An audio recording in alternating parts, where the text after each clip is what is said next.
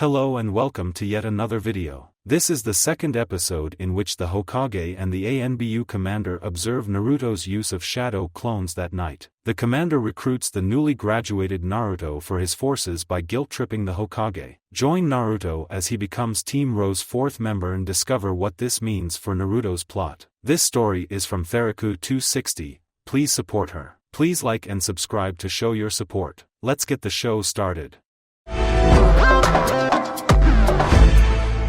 Sasuke Uchiha was many things: a genius, an avenger, an Uchiha.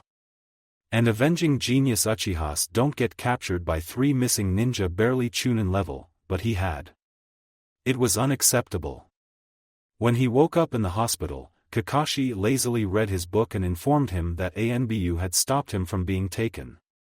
Seething at his vulnerability, the last Uchiha demanded more training, more power than the team exercises and conditioning he had been limited to.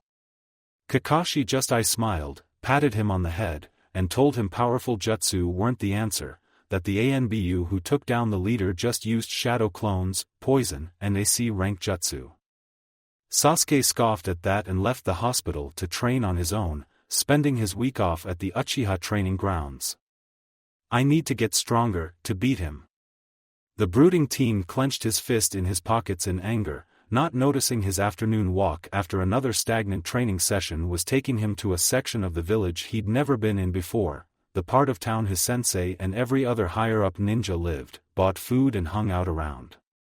No civilians and most shinobi under Chunin level knew about it. Heck, Sasuke only knew about it because he lived with an ANBU for a month after the massacre, and no way a recently orphaned 7-year-old would live alone right away, not when he no doubt had no way of knowing how to do simple things like cooking, cleaning, etc.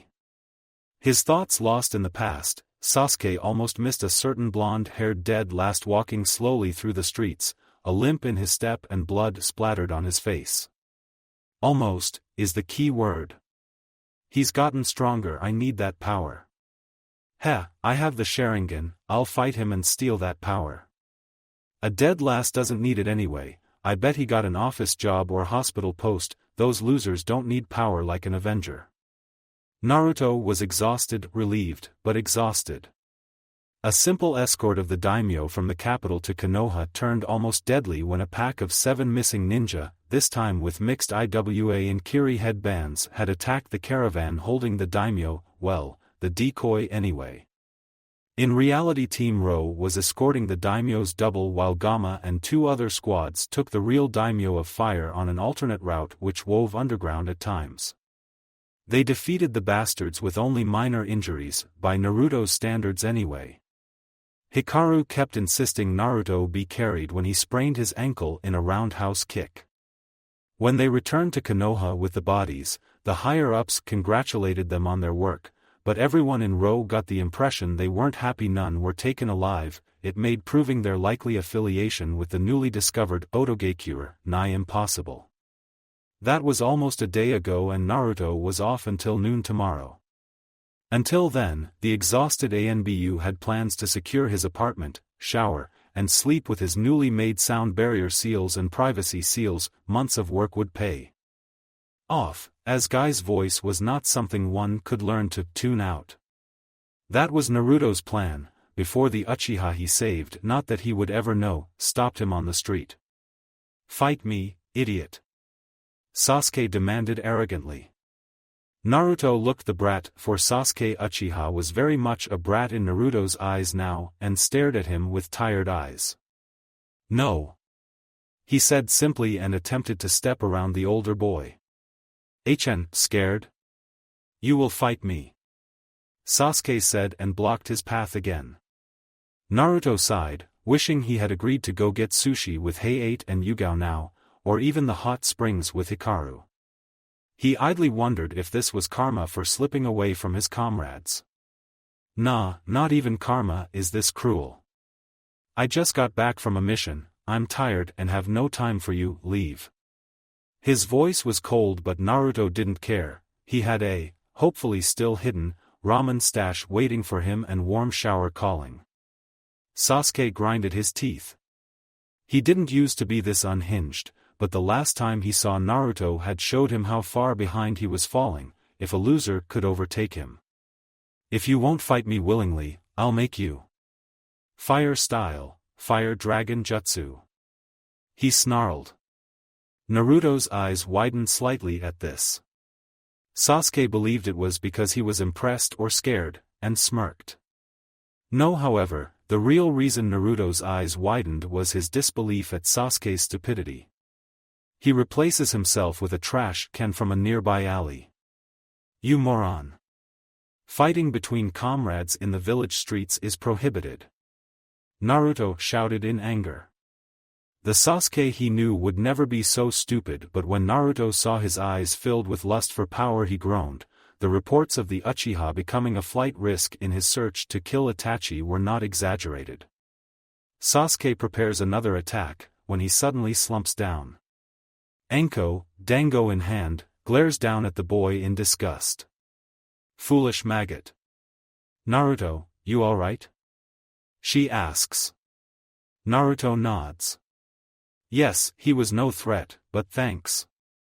What should we do with him? Naruto asked. Normally a shinobi who pulled such a stunt would spend the night at T&I to cool off, be interrogated, and then taken to the Hokage for punishment.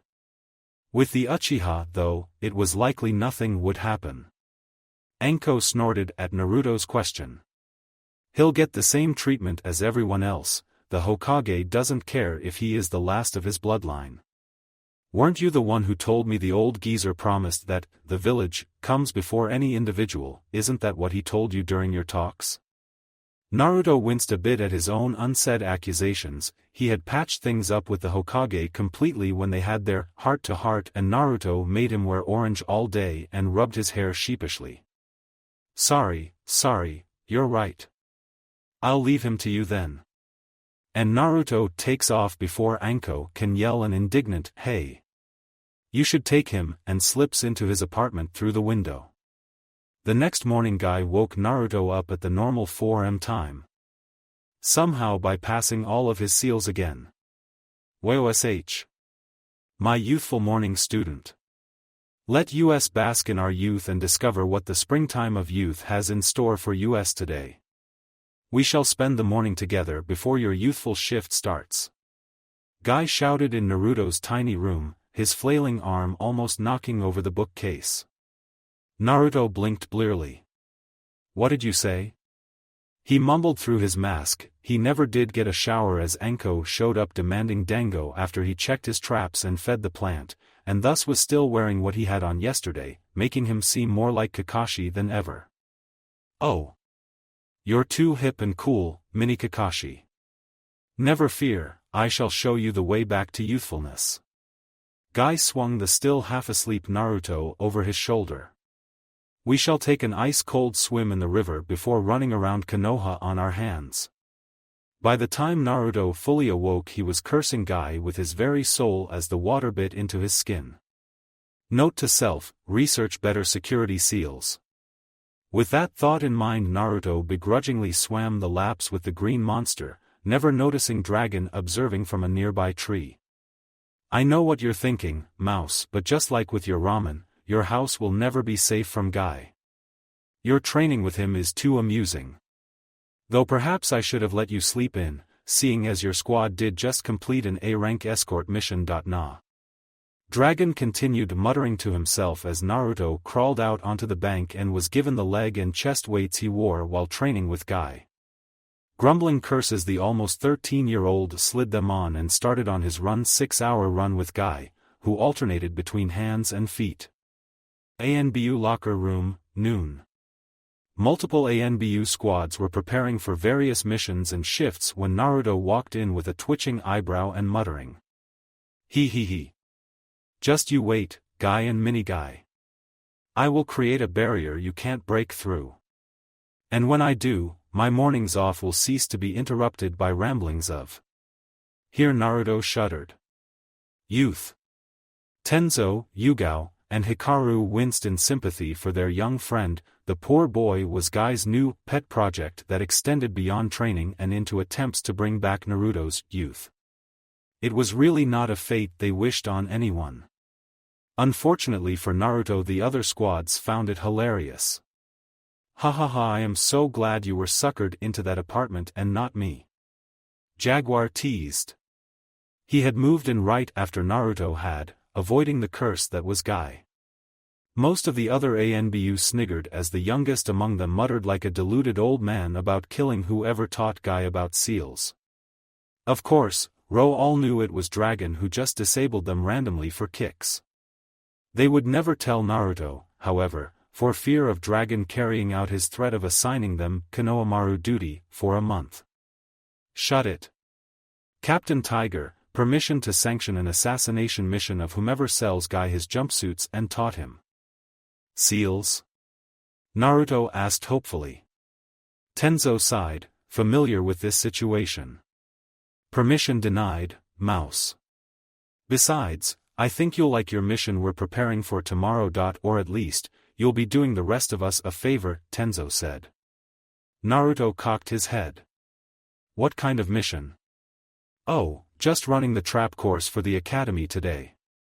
Tenzo grinned evilly at the pale expression on Naruto's face.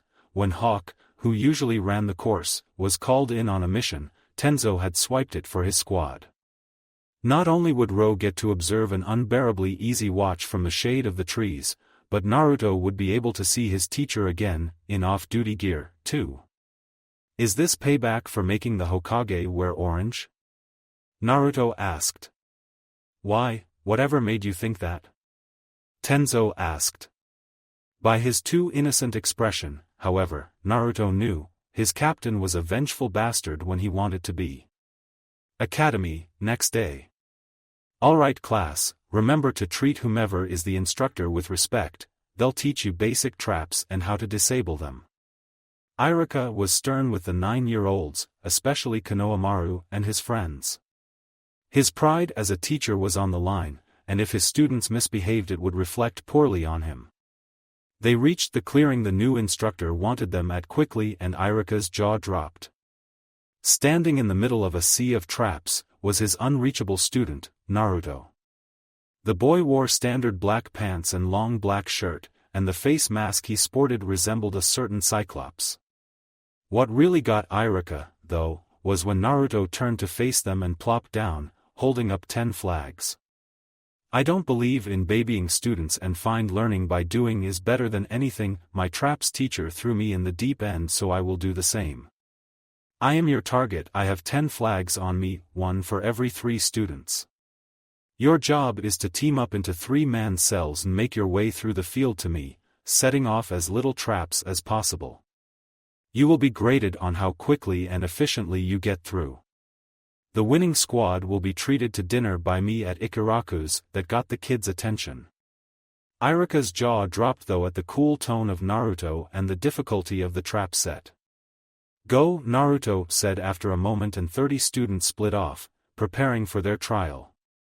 Iruka used a Shunshin and Kawarimi to make it into Naruto's circle, and sat next to his old student. "Iruka-sensei." Naruto greeted happily. "I didn't know you were teaching this class." Naruto sounded happy, and he was, but he was also nervous. Iruka was known for being able to make Naruto talk about everything, not something Naruto wanted at this time when his ANBU status wasn't spread around. "Hello, Naruto. I haven't seen you in almost 5 months. Where have you been?" Iruka asked crossly.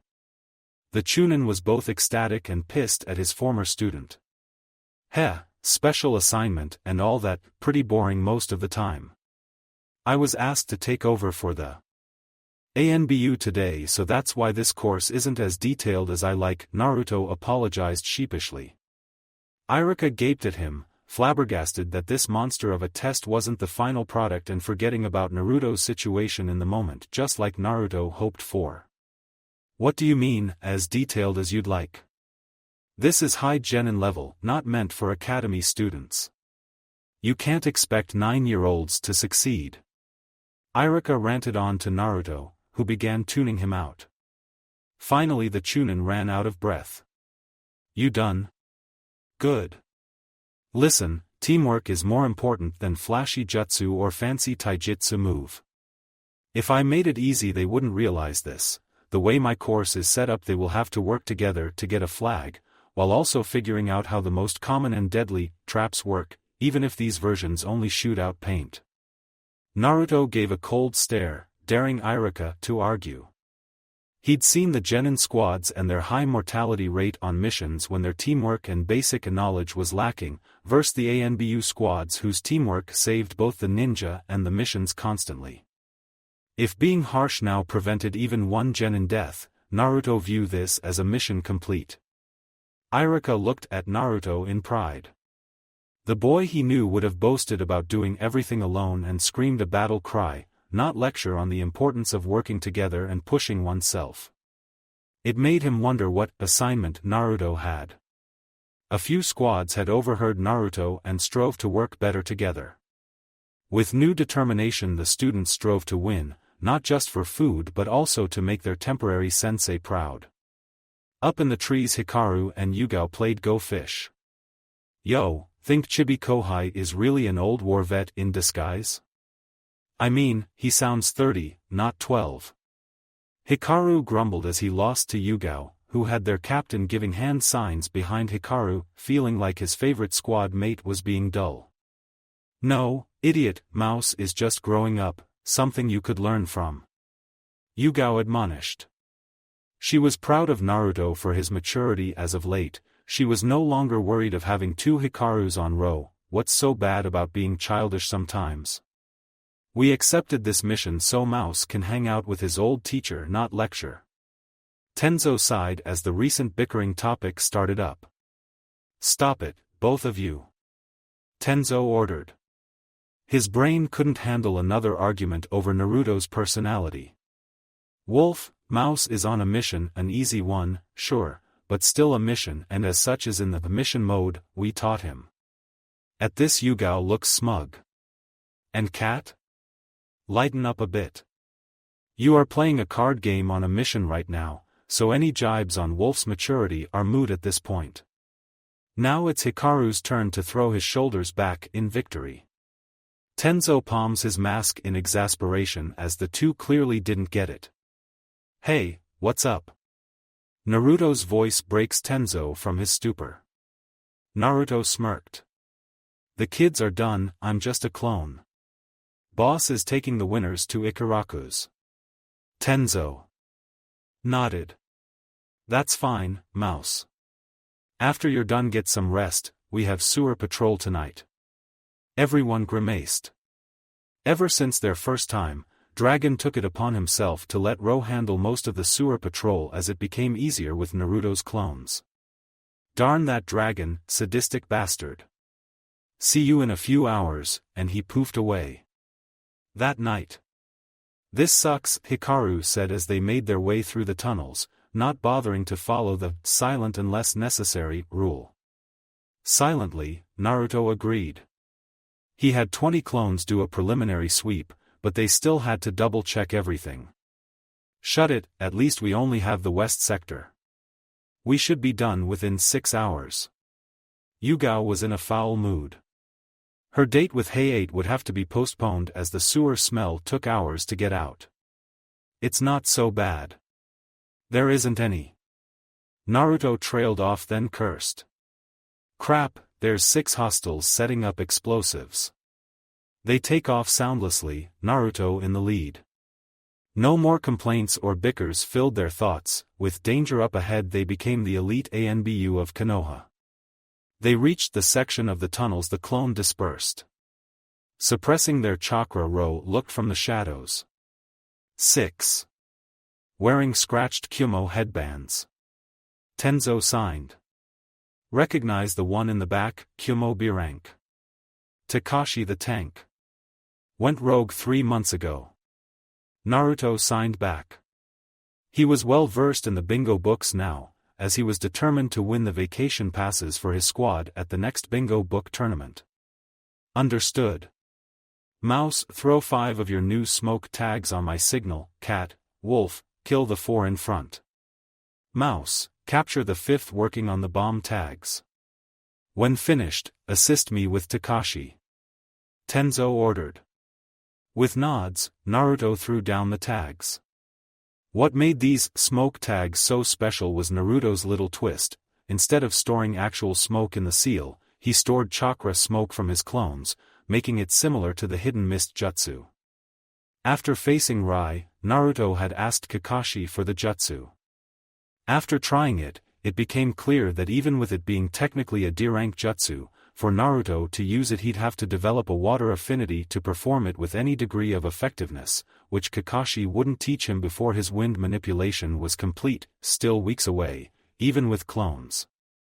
To make up for the lack, Naruto altered the standard smoke tag a bit.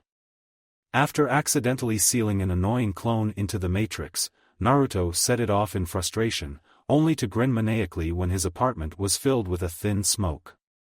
Now, each tag held 20 clones worth of chakra smoke, which lingered longer and blocked sensors and smell, not just sight. Once the tags released a mountain of smoke, Hikaru and Yugao took off, making the four in front fell, all of whom were genin level. Naruto went over near his target, who was frantically attempting to finish his seal but kept making mistakes. Dropping down behind, Naruto took a deep breath and tried out his new jutsu from Kakashi. Earth style, headhunter jutsu. He whispered, screams of the enemy covering the noise, and sank into the ground. It wasn't perfect, but Naruto couldn't use destructive jutsu in close quarters or risk the man, a short balding chunin with a sloppily slashed headband. Under the ground, Naruto's hands shoot out and grab the ankles. Pulling down with all his might, the man lets out a startled yelp as he finds himself neck-deep in earth. Naruto reappears behind him and knocks him out with the hilt of his new Chukoto. Opening the prisoner stasis scroll, Naruto quickly seals the unconscious man in, silently grumbling that his last scroll was used. Prisoner stasis scrolls were expensive, and it took a level 4 to make. Die, Konoha scum. A voice Naruto could only assume was Takashi rang out. Naruto turns to see his captain and teammates having little trouble with the hulk of the man. Takashi was powerful with his earth release, but Yugao had cut off one of his hands, making most jutsu impossible. Earth style, mud wave. Or not. Jumping up to the ceiling, Team Ro avoids the floor becoming a disgusting river of sewage and dirt. Yugao and Tenzo give a familiar hand sign and Naruto grins behind his mask. He loved this combo, even if it was insanely difficult. Naruto made 3 clones who shunshined in a triangle formation around Takashi. The man draws a kunai and slices toward one. At that moment Yugao switched with the clone and blocks the strike.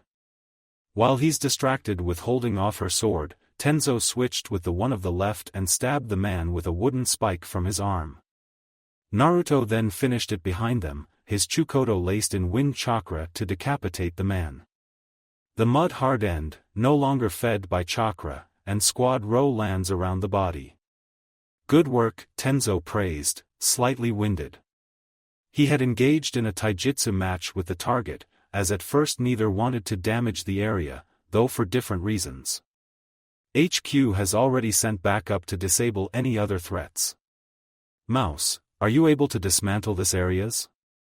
Naruto studied the matrix on the wall carefully. It was obviously made to be let off domino style, and so he'd have to go dismantle them one at a time. It would take hours. I can, Captain. It will take hours, but I can do it. Tenzo nodded. Good, then we don't have to wait for anyone to come. Take care of this section, we'll guard you. With a sigh, Naruto started on the first tag, slowly unraveling the seal. It ended up taking half a day before Naruto finished the last glued-on tag, only because 3 other sections had a domino-style chain as well. Finally done, Naruto rolled his shoulders and turned to his captain. Finished. Please tell me we are off duty now, he begged. Tenzo shook his head. Sorry, but all Jonin and ANBU are to report to the war room for a debriefing, the one you caught cracked. Naruto perked up a bit at that. Finally they had information. 10 minutes later Ro found their place on The ceiling, the room too full for the late arrivals. No one talked much, even Guy, kneeling next to Kakashi in the front row, barely whispered. "We can now begin," the Hokage breathed, and the already grim room went deathly quiet.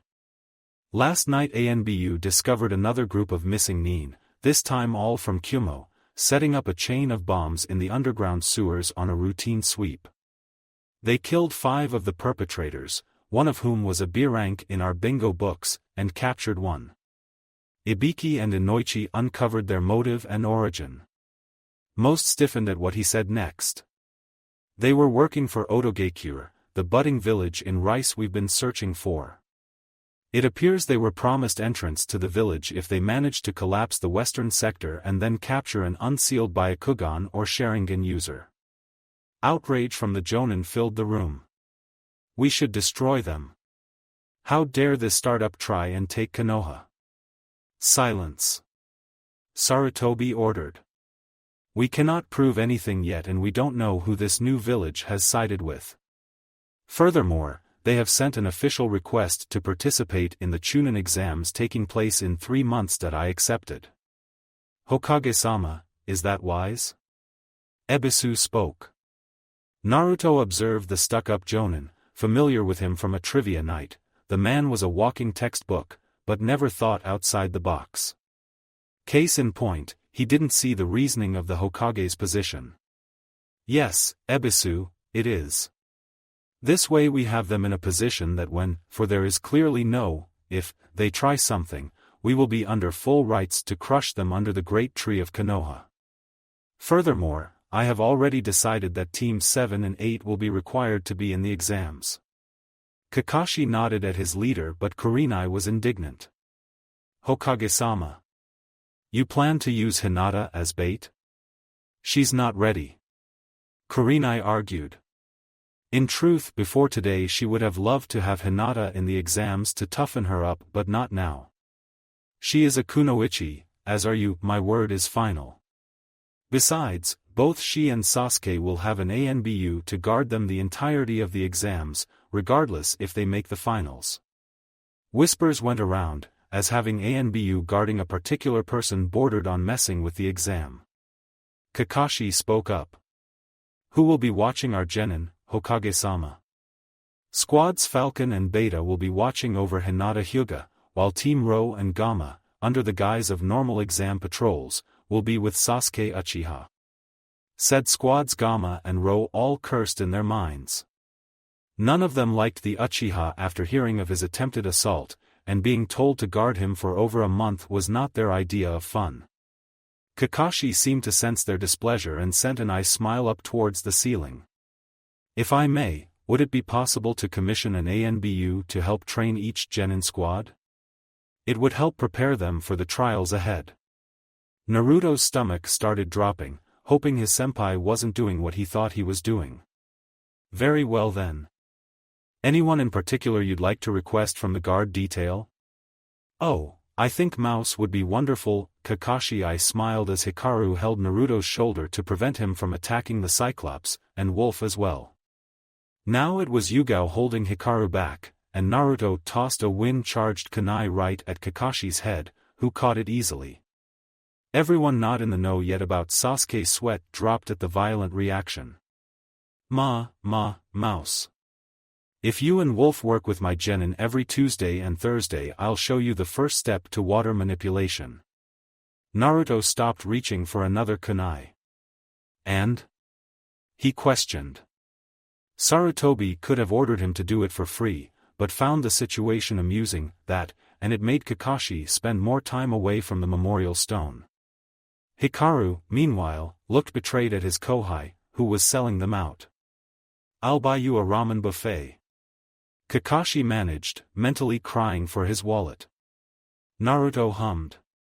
"Good, but not good enough after he attacked me and no doubt will try to use his Sharingan on me every chance he gets. You know what I want?" "No. Anything but that." "Nope. Besides, cats are better. I should disown you for that. You never adopted me." Accept and let me pick it out, or I'll spend the 3 months showing them my sexy jutsu. Fine. We'll go pick you out a cat after this. Kakashi growled out. His little mini-me project was failing. Most chuckled at how the 12-year-old just got Konoha's resident cat hater to spend a fortune on a cat. Excellent. Pleasure doing business with you. Naruto cheered. Hikaru was still gaping. Moving on, we will discuss the increased patrol and preparations. I fear we may have to fend off a coordinated attack soon. Shikaku, your analysis. 7 hours later the Hokage dismissed them, and Naruto, despite his lack of sleep, was waiting for Kakashi. The height-challenged ANBU locked onto Kakashi, pinning the man with clones. Oh senpai, you weren't going to leave without me, right? Hee hee. I would never. Let's go find you a pet dog. Cat, dog, cat, please, anything but cats. Nope, I like cats. Tora and I are best of friends. Everyone, even Sarutobi and Danzo, paled a bit at the thought of the Jinchuriki and Tora getting along. At least look at the other animals. Kakashi begged, pulling out his orange book. Naruto had crawled up to his shoulders, and pulled out a book on training cats. Fine. Kakashi did a mental victory sign. But I'll still choose a cat. Dog. Cat, dog. Cat. The two made their way out of the war room, neither caring for the scene they caused. Naruto walked slowly to the training grounds that would be his hellhole for the next 3 months. As ordered by the Hokage, he was wearing his off-duty clothes, and the new, official story was that he held an aide position with the Hokage's office. His new companion slept on top of his head, and he smiled up at the sight. Angel was a black hell cat, a species of felines that specialized in changing their size and using fire jutsu to an extent. They could also use a type of demonic genjutsu, but as he bought her at the kitten stage, it would be a while before any of these abilities became usable. Until then Naruto had to teach his new companion to speak and fight, or, Pakken did at least, when Naruto bribed him with pork ears today. When Angel was trained she would add to Team Ro, and Tenzo was busily creating some attack formations that included the black cat. Now, though, she was just a ball of sleeping fuzz. Ah, Chibi Kohai and Angel, have you gotten her to speak yet? Hikaru dropped down from a tree to walk alongside his teammate, also in normal shinobi wear. The 15-year-old had forgiven Naruto for selling him out when Naruto promised the Hyuga the chance to spar with the Uchiha, some sort of rivalry between the two clans. Apparently Hikaru had fought against many different Uchiha before they were massacred and wanted another bout, even if Sasuke was hardly worthy. After all, Hikaru graduated at 8, became a Chunin at 10 through field promotion, and then a special Jonin at 13 where he joined ANBU, and there is no way Konoha only has like 5 early graduates. I would say there'd have to be more, but like any village they use a couple as poster children and the rest just get on with their lives. She can say Naruto half the time and no without fail. Nothing else yet, Naruto grumbled. The cat was sweet but could drive him insane with the random no while they worked or he read. Hikaru grinned. Ha! She sounds like a 2-year-old. Then his face turned sullen. Captain gave me another medical jutsu to learn and I'm supposed to instruct the Haruno over medical ninjutsu. It was a known fact amongst ANBU that while Hikaru was surprisingly adept at the medic arts, his flamboyant personality and wish to be in battle made him shirk off his studies. Unfortunately for him he lived next to the captain who did weekly tests. Having the threat of Tenzo with his ghoul face standing over you made Hikaru begrudgingly improve. Which one? Naruto asked sympathetically, Angel yawning on his head. The one that closes cut arteries. After I've learned this one I'll be ready for the intermediate series. That's great Hikaru. Before you know it you'll be the next Tsunade, I'd rather just keep spamming jutsu and gentle fists, he pouted, being melodramatic. He was only learning for the field and in case Konoha was attacked. So. When are you starting training with it? Hikaru asked after some silence. Intelligence from spies showed Suna intended to send their unstable Jinchuriki to the exams without informing Konoha. Sending any Jinchuriki to an exam was considered impolite, and by not informing them it could be considered an act of war. To prepare, Naruto was beginning his Jinchuriki training, and Jiraiya would be called back within a few weeks to continue his sealing and some jutsu that his father left him. Tomorrow. The plan is Wednesday and Friday. Capitaine will take me to the place my mother trained at with it. The Hokage and Shinobi Council issued orders for me to be able to use a two-tailed version 1 cloak by the exam. They also agreed for Hokage-sama to help with my water manipulation and teach me a few water-based jutsu to deal with the Ichibi. Naruto was miffed at the first part. Tenzo had argued the council, saying Naruto wasn't ready yet and that Jiraiya and he could take care of the Jinchuriki. They refused, however, stating that even if it wasn't needed yet, as Konoha's Jinchuriki he had a responsibility to master as much of the beast's chakra as he could. The last part though, Naruto didn't mind. Learning from the Hokage every Sunday was an honor. At least you have the Hokage training you to make up for our babysitting job. Though, Captain did say we'd be taking some combat missions in our spare time. Naruto smiled at that. Combat missions were typically mid-B to low A rank. Obviously it was to give them experience, but it would be a welcome break over the months. Oh, Sasuke-kun. You're so cool, Sakura's screech could be heard up ahead. Naruto and Hikaru winced in sympathy for Kakashi, as they say him sigh in resignation. The third teammate, Sai, was drilling sword drills far away from the others. The ANBU ignored him, well aware that he was just a plant and already above Chunin level. Hey, senpai. How's the chibi genin? Hikaru greeted with a wave. Kakashi turned with a happy look, but gave a scowl to Angel. Kakashi hated the cat that cost him an S-rank pay while Angel adored the man for some odd reason. Meow. She said as she jumped off Naruto and towards the white-haired Jonin. With a bit too much enthusiasm, Kakashi batted her away with his book. Hello there, Hikaru, Naruto. Hikaru, you'll be working with Sakura mostly if I'm correct. Naruto, you'll be in charge of Sasuke mostly, though if you could have 20 clones follow my clone I'll show you the start of water manipulation. Naruto did so and the real Kakashi looked back at the group. Alright, I have to take on a mission for the next several days. On Tuesdays and Thursdays Naruto will be joining you in training for the Chunin exams, mainly as a sparring partner and to drill the basics. On Wednesdays Hikaru will be your stand-in sensei for missions. Make me proud, these next few months I will have to take my own missions without you three. See you Friday. Oh, and Naruto, water my plants while I'm gone. Kakashi I smiled and left in a puff, Hikaru's mouth gaping. That bastard. Slugging his kids off to me, I'll show him the next time we have poker night.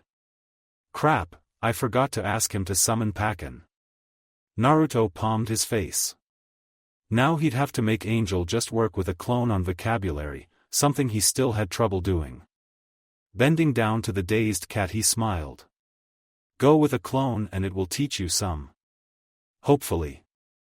When Kakashi-senpai returns Pakken can help. Angel nodded slowly and left with a Naruto. She could understand him perfectly, but words were difficult. Dobe, Hyuga, fight me.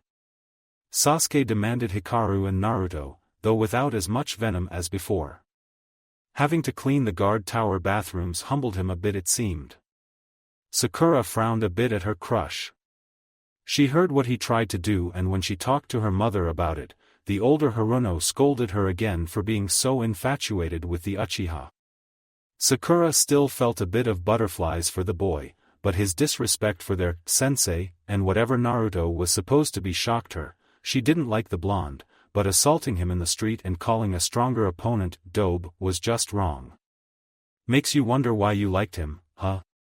Hikaru's not-so-joking voice spoke from behind her. Sakura blushed and turned.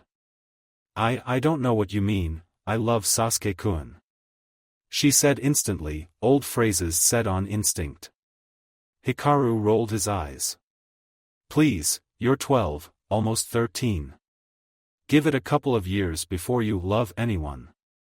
And besides, the Uchiha is arrogant and cruel. I've read the mission reports. He almost caused a treaty to break on the diplomatic mission when he insulted the ambassador. And on your last bandit raid, the boy broke their arms for no reason before killing them. Would you really want to be around that? Sakura bit her lip at that. It was true, Sasuke had become more and more angry and unhinged since Naruto beat them that day so badly. Just think about it. Until then, let's get you started on becoming a field medic. With a smile, Hikaru led the girl away from the Uchiha. He sent a mental apology to his teammate who looked ready to pummel the brat. No. Naruto said hours later after making Sasuke learn water walking. His plan was to force the basics like his teammates did, improving mainly the genin's control, taijutsu, and traps. Naruto knew the second stage was in the Forest of Death, and as such intended to make his student able to survive there. However, if he had to keep telling Sasuke no to fights, then the Uchiha wouldn't make it to the exam. Arg. All I've done today is water walking. I need to get stronger to beat him. Spar with me. Sasuke was exhausted but wanted more. His Sharingan would make it easy to copy Naruto's jutsu and moves. However, Naruto just sighed. Sasuke, you've learned a lot today. By Thursday I have no doubt you'll have mastered water walking. Your obsession with killing your brother, I get it, I really do.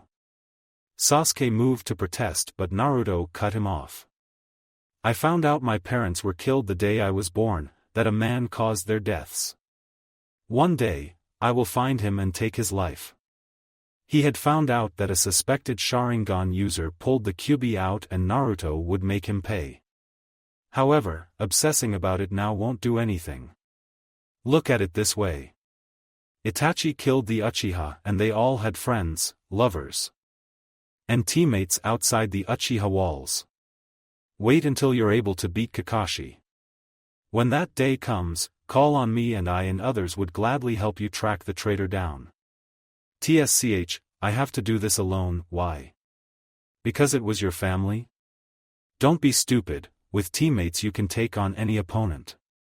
And, I'm sure you'd be allowed the killing blow. Naruto watched Sasuke's face carefully. He seemed to go through a range of emotions before settling down. Fine.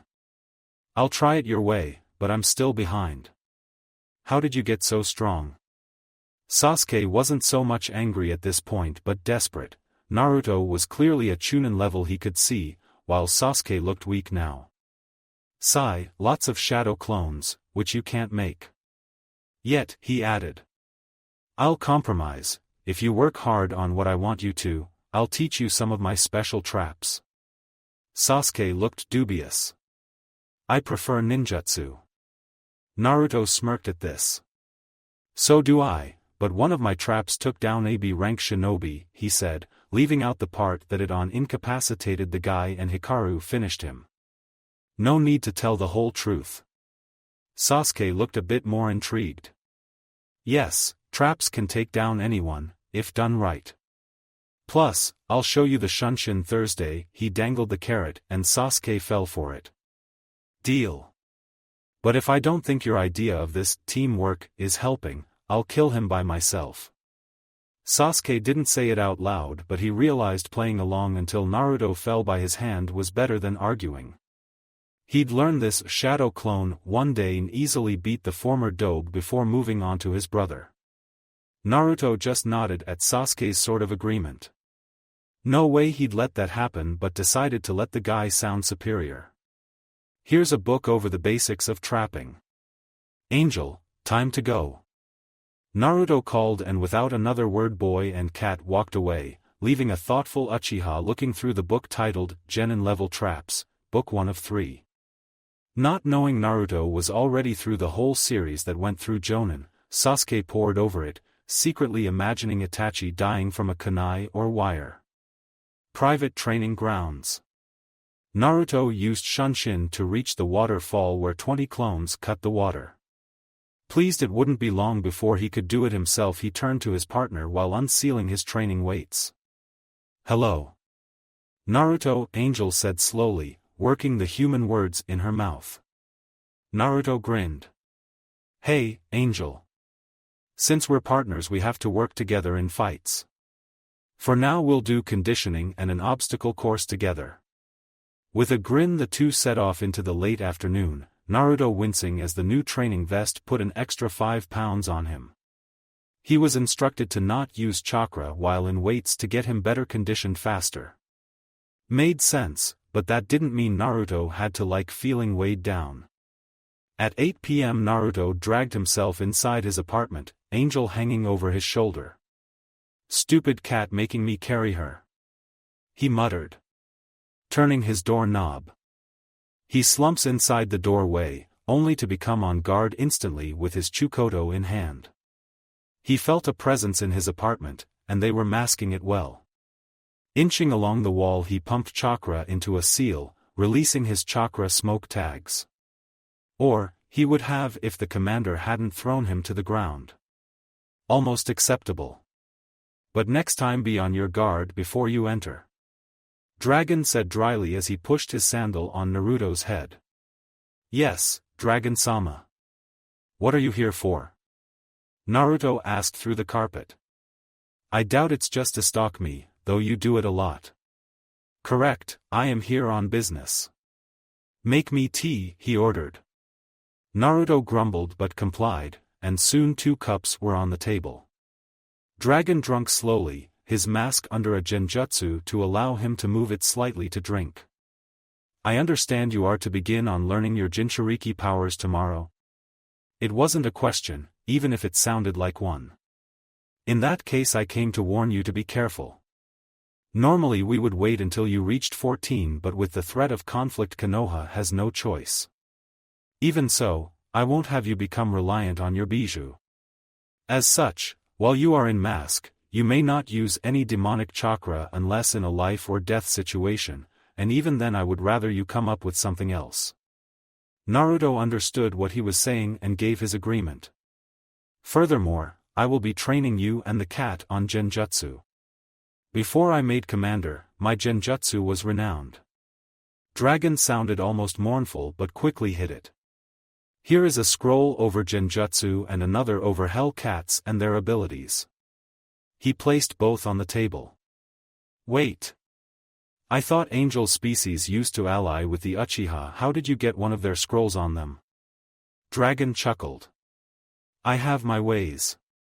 I expect you to have both Red and the kitten to access her chakra by next week." And without a sound Dragon was gone. After a moment Naruto cleaned up before laying in bed, opening his first scroll. Genjutsu Theory for Dummies Chapter 1. He muttered. Next day.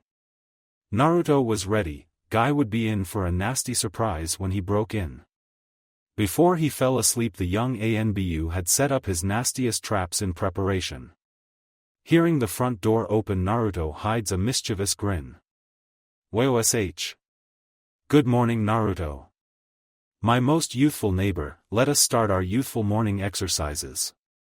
And to Naruto's horror the green man had somehow gotten out of all his preventative measures. With a resigned groan the ANBU changes in seconds and straps his weights on, dragging a hissing angel along.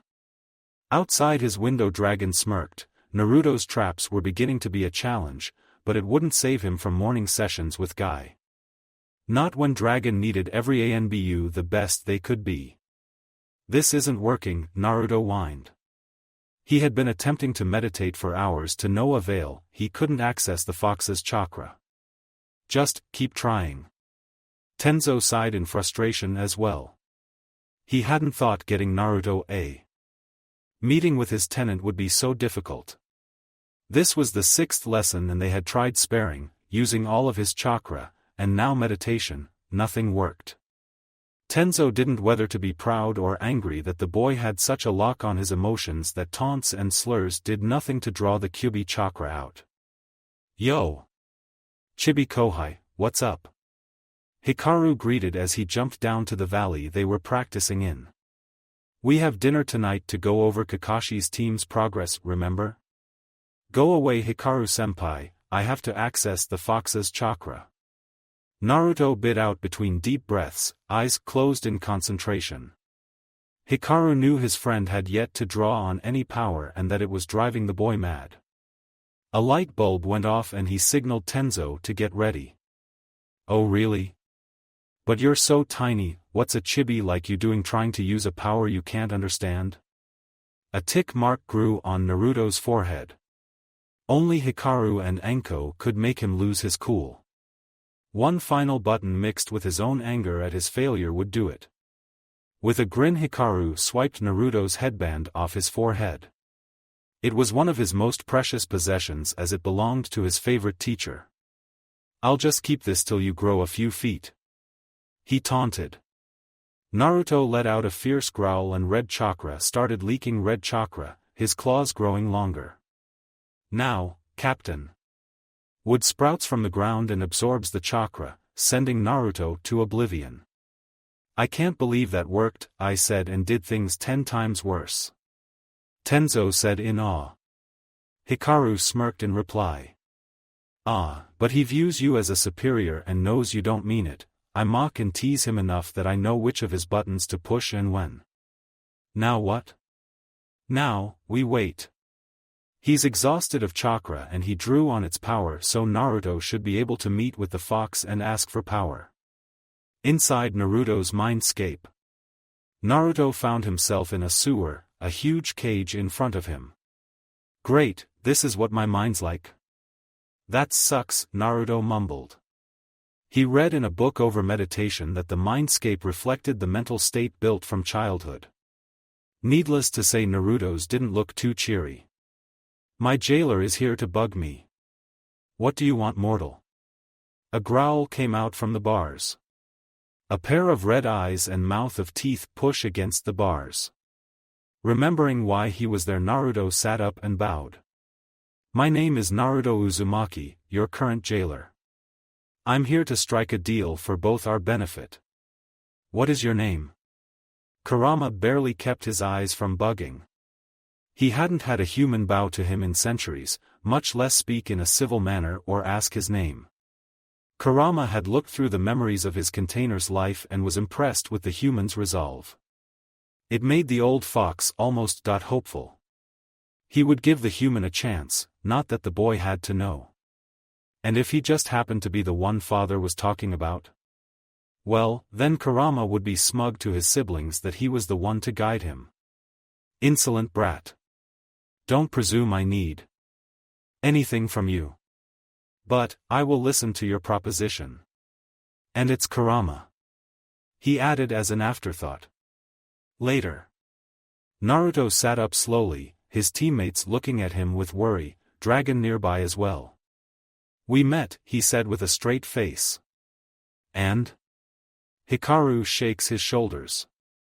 Naruto gives a hidden smirk, his face mask making him unreadable. Kurama said I can use his chakra as long as I ask beforehand.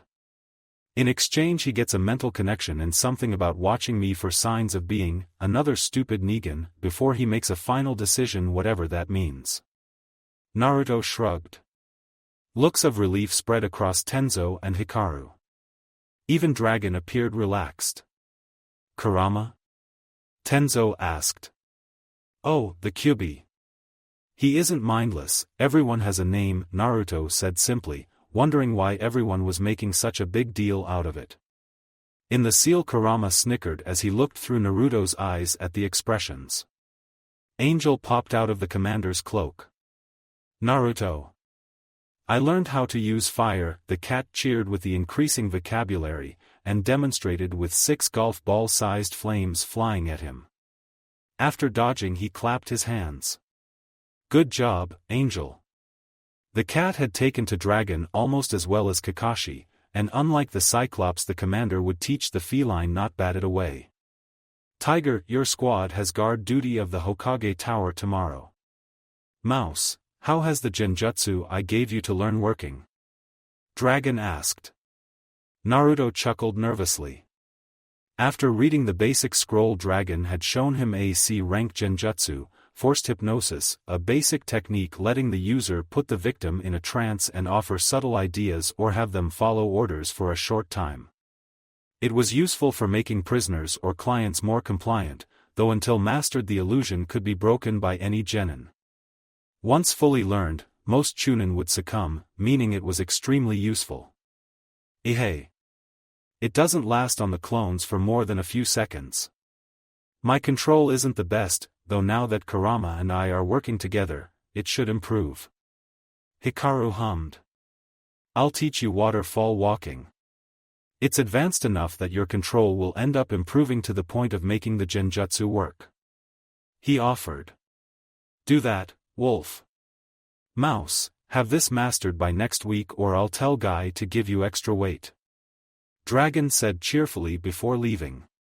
Naruto paled, then looked at his senpai. Save me. Don't let Guy get to me, I'm already wearing 15 pounds on my legs and 20 on my torso. PSH, that's weak, Chibi Kohai, Hikaru mocked. That is pathetic. Grow some muscle. Kurama mocked along, already liking the Hyuga. Naruto sputtered a bit. Fine. Be that way, I'll just tell Guy you'd like to join us. His eyes turned devious and it was Hikaru's time to pale. I think Hayashi-sama needs me at the clan compound for a few days. Ja-ne. And he leaves as well. Tenzo looks down. From now on we'll work on you using the foxes, Kuramas, he backtracks at Naruto's glare. Angel joins in for effect. Chakra without you losing control. By the exams the elders want you to use 2 taels worth, but personally I don't think you can do 2 taels. I think you can control 4. With a proud smile Tenzo helps his subordinate up. How about some sushi, my treat? Sushi. Was the dual cheer of Naruto and Angel. Sarutobi's office, next day. As reward for his accomplishment Naruto was given the most sought-after spot in the office, the left rafter above the desk. In this coveted position one had the breeze from the windows and none of the tobacco smell. Furthermore it had a nice ledge big enough to sit on. Yes, it was bliss. Sure, it also was the spot of the messenger, but rarely did that happen, and Angel had a spot nearby under the desk. It was decided that the cat was to run inter-village missions with them as she proved to be adept at fighting and stealth. Until a certain toad sage came in through the window. Hello sensei. Mind telling me why you recalled me 3 months early? Jiraiya was a diligent shinobi that loved his village, but he enjoyed his time on the road, damn it. Ah, Jiraiya. I am glad you came quickly. You're aware of the intelligence reports over this Botoge cure? Sarutobi blew on his pipe. Naruto listened in. Office duty was monotonous but let you in on all the juicy parts of the village running, not that the ANBU would ever discuss what was said. Only on highly secretive mission reports would the ANBU be sent out.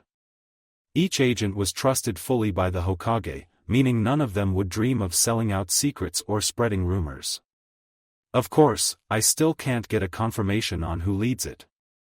Suna has been spotted holding talks with them, not good, as they are bringing their Jinchuriki to the exams without telling us.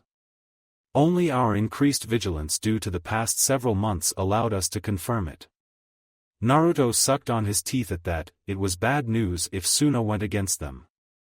So you want me here as a deterrent? Jiraiya asked. If so, perhaps he could help Naruto and his genin squad. He heard he'd graduated this term but couldn't ask for more updates with his schedule. Yes, and to train Naruto in Fuinjutsu and Jutsu. Jiraiya perked up at that. And the Kyubi chakra, I presume? Tenzo is in charge of that, but I am sure he wouldn't mind some help. Isn't that right, Tiger? Tenzo appears in a kneel in front of the desk. Not at all, Hokage-sama. I'm sure Naruto would appreciate the chance to know his godfather. Naruto had been told about Jiraiya by the Hokage during their chat. Jiraiya tensed. Don't worry Jiraiya, Naruto knows everything. And he forgave me, though I would watch for pranks. Sarutobi said, somewhat amused now that it wasn't him in the doghouse. He greatly enjoyed his weekly lessons with his surrogate grandson. Oh. The Gaki has his mother's personality then? Maybe I should pass on the way of I wouldn't finish that if I were you, Sarutobi warned. Yugao had turned her corner into a frigid wasteland. She wouldn't have anyone, even a Sannin, corrupt her Kohai. I take it the ANBU are fond of him? I'm glad he was taken care of. Can't wait to meet him and his genin team. Anyway, here's a coded message I managed to snag from a runner on their way to Suna, they have an exact copy. Excellent, I'll have cryptology take a look at it. Mouse. He said absently. Naruto appeared at the Hokage's side and took the scroll with a bow. Please give this to Shiro. Right away, Hokage-sama, Naruto said evenly. He refused to look at his godfather. However, the pervert looked at him. Hold on a second. Mouse, was it? How old are you? Jiraiya saw the blonde hair and short stature. No, it couldn't be. Naruto looked towards his captain, who shook his head no. Without a word Naruto left through the ceiling's passageway towards cryptology. Jiraiya fixed a hard stare on Sarutobi. Sensei, who was that? Now Jiraiya, you know most ANBU never reveal their identities.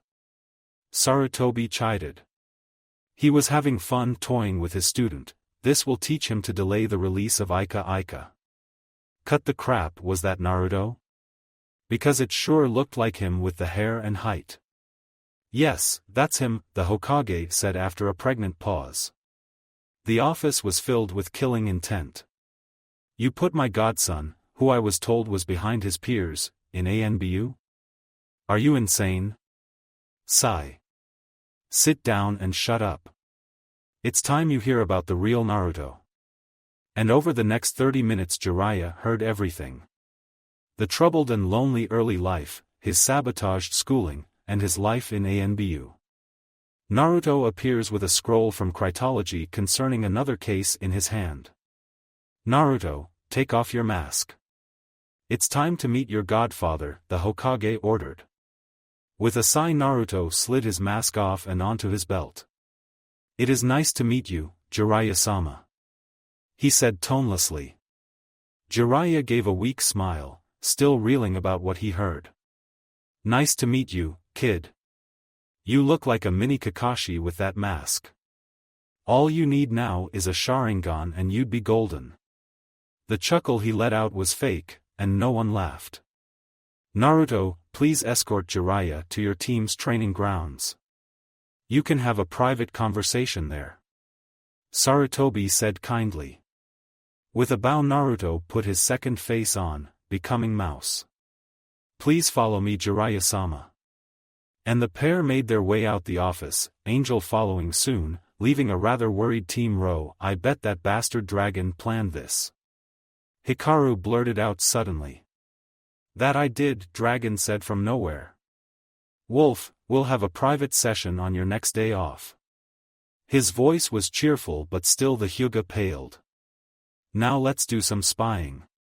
He held up the famous orb, giddiness evident.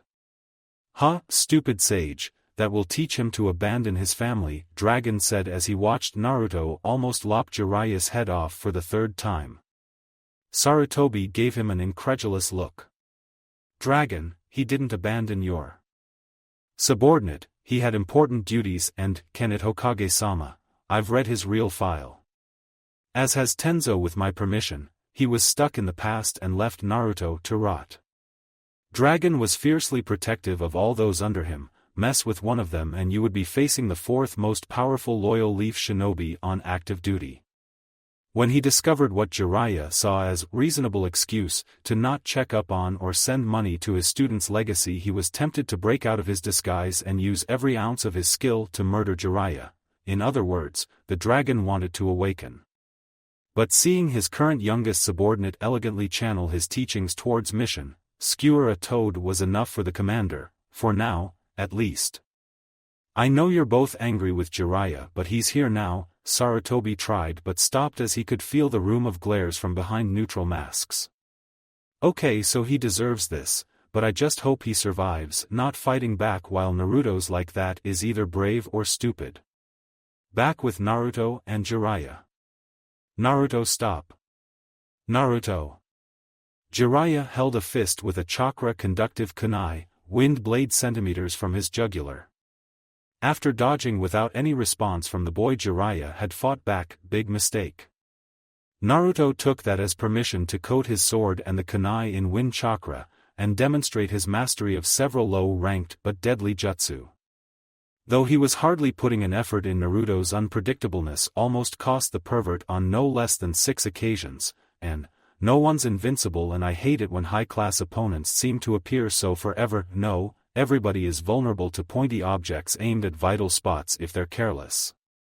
I know I screwed up by not being there, but I'm here now. Why are you attempting murder? Jiraiya had not been so fearful in years as when Naruto used Shunshin to appear several feet in front of him and pulled off his mask, eyes slitted red. You abandoned me. I want to know why.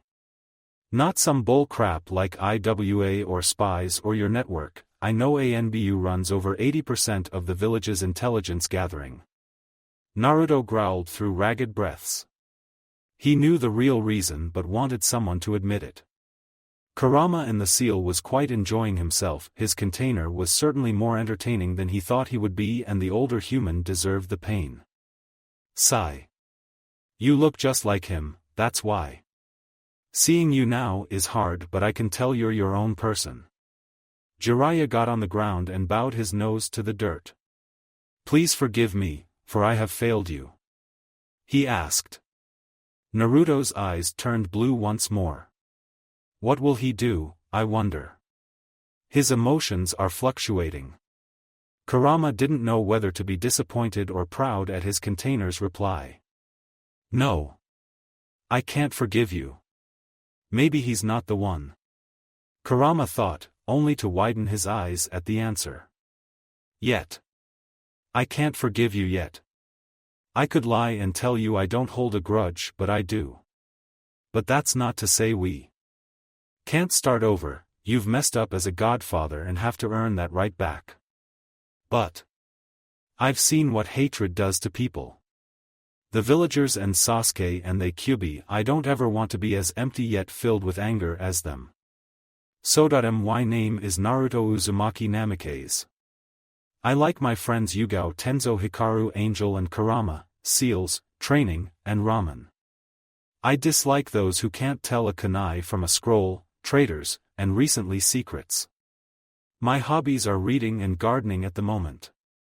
My dream is to protect my precious people, to be strong enough for them. And get the guy back that killed my parents one day. He held out a hand to the slack-jawed toad sage. After a moment, Jiraiya hesitantly offered his hand back. My name is Jiraiya. I like sake, researching what makes women perfect, and writing. I dislike a certain snake, traitors, and war. My hobbies are writing and research. My dream is to end the cycle of hatred, even if it is impossible.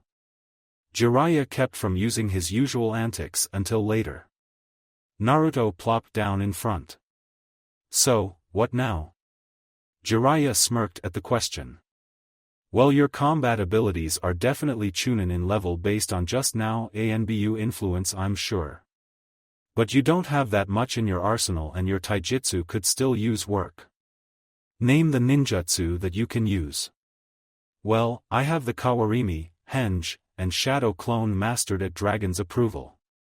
My Great Breakthrough and Air Force Palm are also mastered, but now I'm increasing their speed or power. My other wind attack, drilling air bullets, is acceptable, as is Shunshin. Hold on, your Shunshin is battle ready without seals, that's mastered in my book. Naruto shook his head. No, dragon says it isn't until I can create after images. Anyways, I am able to use the headhunter, but it's limited for a few feet range, and the hidden mist is just now becoming thick enough for me to confuse enemies. Naruto was proud at the last part. After managing to get the penny to move around and float on water in a glass, the first step to water manipulation, he was able to use water jutsu, even if it took a huge chunk of chakra still. The next step was controlling the waterfall waves to push it upwards. If he had a choice, Naruto would be done with water manipulation training as he just finished wind last week. However, Shikaku was vulnerable to water-based attacks, so he had to gain the control necessary for several high-powered water attacks. Jiraiya looked proud. Good, good. You have almost enough ninjutsu for now, as Sensei and Kakashi are spending time on that. I'll begin teaching you the Rasengan later today and a few supplementary jutsu as the exams get closer though. However, let's talk seals. He had a glint in his eye that made Naruto nervous, which increased when Jiraiya rubbed his hands together. That night, Naruto lay on his bed unable to sleep. You called me friend. Kurama's growl echoed through Naruto's mind. The fox had stayed quiet but now wanted answers. Yeah, so?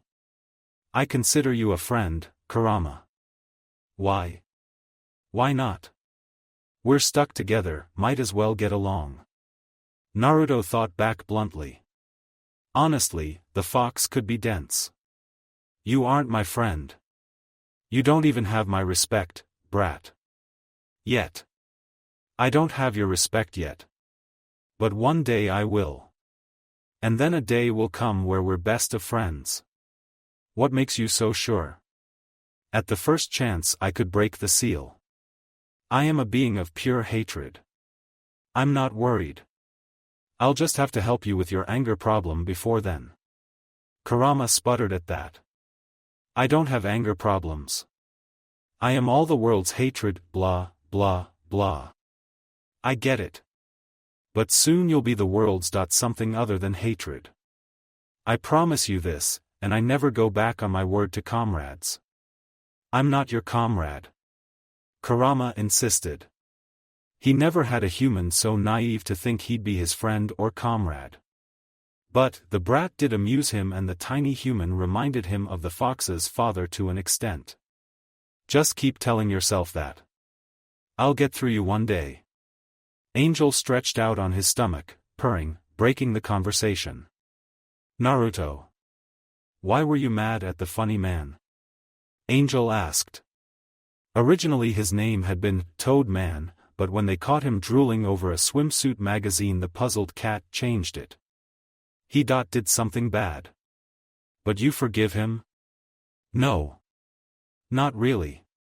But I need his assistance for my fuinjutsu. Naruto admitted, which confused the cat more. In the cat lands, if someone made you mad, you didn't hang around them until they apologized. Angel said, confused. Well, in the ninja world, the greater good and orders come before feelings. Besides, we still have to come up with a prank for him. I may have an idea for that. Dragon's voice spoke through the darkness. ANBU and Cat bolted out of bed in a holler. The commander chuckled, appearing on the window sill. My, is the cat and mouse afraid of the dark? Said Cat and Mouse glared. Anyway, I have something in mind, and if you pull it off I'll make it worth your while. Next day, Jinchuriki training area. Why are you poking me? Naruto asked as he heaved air. They had forced Naruto to draw on a full tail's worth before he was ready. Every muscle was torn or strained.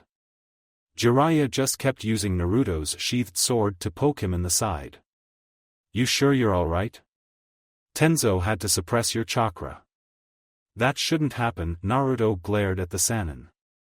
It's my second time using Kurama's chakra, so give me a break. Kurama? As in the one you called a friend yesterday? Jiraiya sucked in a breath when Naruto shook his head. Kid, you can't trust it. The beast is a he, has a name, and is stuck inside me. Kurama can't get out, and treating him like a demon makes him act like one. The Hachibi and his Jinchuriki are partners, and the Ichibi and Gaara can unleash vast amounts of power. I have to talk to him to get power, and I'd rather be on good terms than fight for my sanity and control when it matters. Fine. But I'll be keeping a close eye on your seal," he said, distrusting. "But now, time to learn your father's second most famous jutsu." 1 week later. Jiraiya woke in his hotel room refreshed. His godson was talking to him during training. Even if underhanded insults hardly counted as conversation, his revised draft of his next book was ready to be shipped for publishing, and he had until the afternoon to research before Naruto showed up for lessons. The boy had the Rasengan's first step mastered with one hand and was eagerly improving on step 2. Within a month Naruto would know Rasengan and he was officially a beginning level 3 Fuinjutsu user. Yes, everything was working out until it wasn't. Who stole my book? Was heard all across Konoha. Jiraiya hyperventilated. Few had the skill to steal from him and even fewer had the guts. A note greeted him on the bottom of his sack. "Jiraiya, we have taken your book as payment. For the next 5 days you are to teach at the academy the basics of small explosive notes and storage scrolls to the final years. If you refuse, your book will take a fireball and its ashes will be mailed to you. P.S. Yes, we took both copies." Jiraiya paled, cursed, then resigned himself. "Sorry Naruto, but months of research must not be wasted." With grim resolve the sage walked to the academy for his punishment, wondering if it was his sensei or the Chunin who pulled it off. If only he knew it was his godson who successfully pulled it off without any assistance. Meanwhile, Hokage's office. Dragon and Sarutobi toasted their tea together, both reading Ika Volume 13. Naruto and Angel barely kept their faces blank at the sight of 2 grown men giggling over smut, as did Tenzo and Yugao. "Oh. Here," Dragon said suddenly, slamming something in Naruto's face. Naruto cursed, then saw the Chunin grin. I'm in ANBU. We don't get these promotions," he pointed out blandly. Technically ANBU were above everyone but their captains, commander, and the elders/Hokage. Even Jonin would listen to an order from an ANBU member on a mission. "Normally you would be right, Naruto," Sarutobi said between pages, "but not only will it solidify your non-ANBU identity as Konoha's Jinchuriki when the exams roll around, basically a show of village strength since soon as Jinchuriki is still a genin dash, but you're more than qualified. 32 C rank guard rotations, 20 various B rank, and 4 A rank. That and you're on babysitting duty while your captain and senpai here does a measly S rank surveillance." Dragon added airily. All the ANBU look towards their commander, even the one stationed. "Only you would call an S rank measly, commander." Naruto deadpanned. "And what's this about babysitting? I'm not in charge of Konohamaru again, am I? I can't take being his boss anymore." Atop his head Angel agreed. "Yeah, no baby humans." Konohamaru and his friends took every chance they could to bug the pair for training, even going so far as attempting to follow Naruto home several times. Not even the Hyuga girl was that persistent anymore. "Haha, no. You get to be Team 7 squad leader for a week-long C-rank delivery and pick-up mission to River Country border." "Please no," Naruto finally managed. He could take Sasuke in small doses as long as he kept the older boy busy. Heck, even the other 2 were manageable now that Sakura started to grow up. But a week of non-stop interaction? Hell no. Let Hikaru do it, he's their temporary sensei when Kakashi-senpai is busy. The older ANBU secretly agreed, let the bum Hikaru use this vacation to look after some brats. "That won't be possible. Wolf will be my personal training partner this week. Unless you wish to take his place." Naruto shivered and grabbed the scroll in Dragon's hand. "No need. Dragon-sama, Hokage-sama, Captain, Yugao-senpai. See you in a week," he said in a rush before bolting towards the door. "Wait." Dragon threw another scroll. "Your payment for those 600 chakra smoke tags and 300 explosive tags, 6 chakra conductive kunai and 300 senbon." Though why you need more of the kunai mouse I will never know, you have 4 from that blasted poker night deal. Naruto lit up at that. On request of his commander he made the mass amounts of the explosive and chakra smoke tags over the course of a month for the ANBU forces. In payment he requested more of the special kunai as regular ones couldn't take prolonged channeling of wind chakra. Then, after seeing how deadly Sakura was lately with Senbon, he added the tiny weapons on. You can never have too many. Naruto defended with a cheeky grin. Instead of 3 Chukoto, Naruto got 2 and 4 of the kunai from the supply store. East Gate. Yo! Naruto greeted when he appeared in front of Team 7 half an hour later. The 3 genin stared at their replacement squad leader with mixtures of surprise for Sakura, jealousy for Sasuke, and mild curiosity for Sai. Naruto? What are you doing here in a Chunin vest? Sakura finally asked after a staring contest between the 4 took place. Oh, I got a field promotion for working in the Hokage Tower, he lied smoothly. Field promotions for administrative positions were common. The genin bought it, though Sasuke was suspicious as always, seeing as Naruto's combat abilities were astounding unlike other shinobi in his supposed area. And since Kakashi-senpai is busy, I was put as your commanding officer for the week. Our mission is to meet the village's leading supplier of rice and exchange the revised sale agreement for the next growing season. Oh, and Sakura? Catch. What's this .300 Senbon? The girl squealed at seeing her new favorite weapon. Her teammates inch away slowly as her long hair appears to whip around her head and storm clouds blow in. Think of all the uses. The joints I can hit. Ha! I see you like them, Naruto said as he too backed away. Sakura gave him a small smile. Thanks, Naruto. Where did you get them? Senbon are difficult to get below Jonin or ANBU. Can we go now? Sasuke interrupted rudely before Naruto could explain. Rolling his eyes, the ANBU agent shook his head. Fine. Diamond formation, Sasuke front with Sakura and Sai left and right.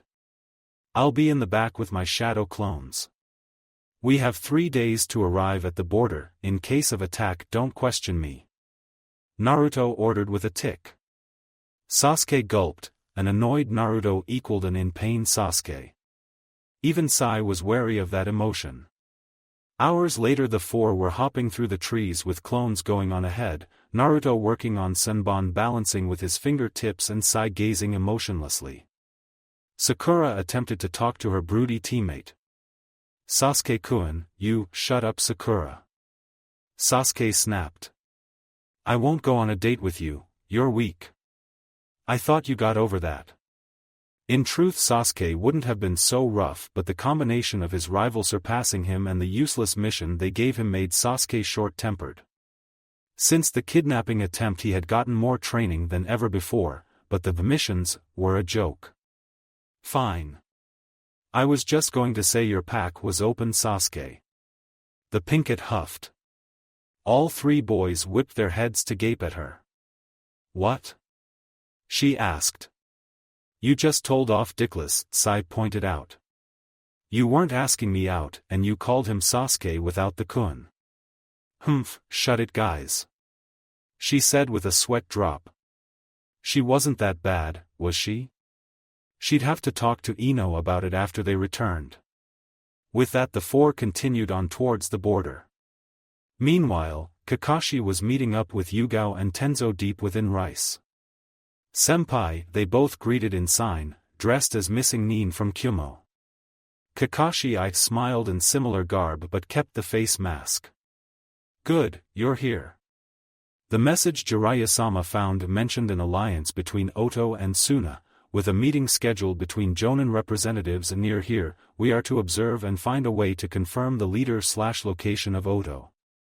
They give affirmation and sit down in the trees to prepare. The future of the village could depend on their success. Naruto exhaled to keep from killing 2 of his comrades. Sasuke and Sakura's ability to work together had diminished to almost non-existent within the span of 3 days. After Sasuke made the first remark, the Uchiha continued to do so with increasing viciousness, only this time aimed at both the team and the mission. This is pointless. I could be training, not waiting here to trade some pieces of paper. Sasuke said arrogantly. His attitude went sour and ego took a hit when Sakura decked both him and Sai during an argument last night. To save face, the boy was no acting like a petulant child. "Suck it up, you jerk," Sakura growled. Sakura Haruno would never have treated her beloved that way, but ever since Hikaru began her medical training, the girl took off her rose-tinted glasses and actually saw both her teammates. The verdict? Both were assholes, though Sai was just clueless while Sasuke was the child who had to have his way. Sure, he was improving over time, but this mission reverted him back to his bad habits. Both of you. Just. Please shut up. We're on a mission and I don't want to be the one to explain to the council why Konoha now appears bad to our supplier of rice. Naruto rubbed his temples. Both now fueled their ire to him. What the hell, Naruto? She started it. The two said simultaneously. Ugly and dickless are childish, Sai pointed out. Naruto looked deep within himself. Kurama. What should I do? You're asking me? I told you days ago to just kill them and be done with it, especially the Uchiha. Sighing annoyance, he let the Kitsune's bad advice go. WWDD, what would Dragon do? He pondered, and then tossed out Dragon's obvious choice of personal hell disguised as training. Can't do that on a mission. Tenzo's method of fish eyes and creepy lighting weren't possible for Naruto either. Finally he settled on bribery. If you three can act professional until we return to Konoha, and I mean no fighting or bickering, I will teach each of you something. Sasuke, I'll let you copy some of my taijutsu moves, Sakura, I'll show you the one genjutsu I know, and Sai. How about I just give you some of my chakra smoke tags? Each of the genin looked thrilled in their own ways. Fine. Sasuke rolled his eyes. He'd do anything for more training, even play nice with useless teammates. For now, anyway. Yes, Captain, Sai quipped blandly. As Root the Pale Boy was accustomed to following a superior's orders, only his standing mission of killing Sasuke Uchiha in the event of defection would override Naruto's orders in Sai's mind. Fine, but the next person who mocks me becomes my test subject next lesson with Hikaru-sensei, Sakura warned. With a quick nod, Naruto clapped his hands. Since that's done, it's time for me to tell you the real reason behind the mission. Naruto said, bringing 3 confused looks. You are all aware of the increased activity of rogue shinobi and skirmishes. Naruto stated. Of course, Ino said. We're prepping for war with somebody, though she didn't know who, Sakura said. Naruto mentally noted to find out where Ino got her source. While not exactly top secret, genin shouldn't have been aware that war was even a path they were considering right now. As ANBU, Naruto was in the know, though either during or soon after, Konoha would be in warfare, be it with Suna, Oto, or another country that took advantage of the situation. Yes, but don't go spreading that around, as it's too early to confirm or deny that possibility. However, in wartime or times of tense relations, ninja villages are unable to splurge on supplies as much, and we can't afford to go year by year with food when conflict could make securing supplies impossible. That means today, when the representatives and negotiators show up, we will make them agree to continue to be our supplier even if another country tries to convince them otherwise. 3 confused looks were aimed at him. Did make them? Sakura asked. Yes, Sakura. There is some fear that River will use this to either up the price or back out of our trade agreement. Don't worry, I'll handle the speaking parts. Your team is more of a show of good faith. Naruto assured her. The boys looked confused, but Sakura thought it over. Realization dawned on her. Because sending the last Uchiha to this proves Konoha wants to put their best foot forward and trusts river country enough to send an endangered bloodline to the border. Sasuke looked a little peeved at being used as a show of good faith but let it go at Naruto's warning glance. Correct. Sasuke will be present as will Sakura. Sai, I'll need you in the trees on lookout for any trouble. Naruto got 3 nods in return. What he didn't tell them was that Naruto was the biggest play in the mission. The representative for the rice company originated from Konoha and knew about Naruto's Jinchuriki status. Once he saw the blonde shinobi, he'd think twice about attacking or attempting treachery, even with the samurai he'd no doubt bring. Once Naruto had read that part in his apartment while packing, he'd sent Angel to stay with Hikaru for the week. The Hellcat was strong for her age, but if he had to pull a full fight or draw on Kurama's chakra, he couldn't be worrying about his partner. She wasn't ready to take part in this type of mission yet. An hour and several traps and stationed shadow clones later, Team 7 and Naruto could sense the approaching party. 10 samurai, 3 officials. Sai signed, not that anyone but Naruto noticed. Genin didn't normally know sign, much to Naruto's chagrin. Good. Keep a lookout, be ready for anything, he signed back. If worse came to worse, Naruto would have Sai activate the traps and clones while they ran back to Konoha, killing the people from River for breaking ties. By the show of force from River, they had to be ready for anything. The negotiators arrive in a fanfare. The man who ran the talks, Rai Gecko, a distant relative to Hayate, perhaps Naruto mused, was looking out of breath from the walk. When he spotted the Uchiha, he felt his spirits rise at Konoha's trust, ensuring that the village wanted to continue peacefully and could be manipulated.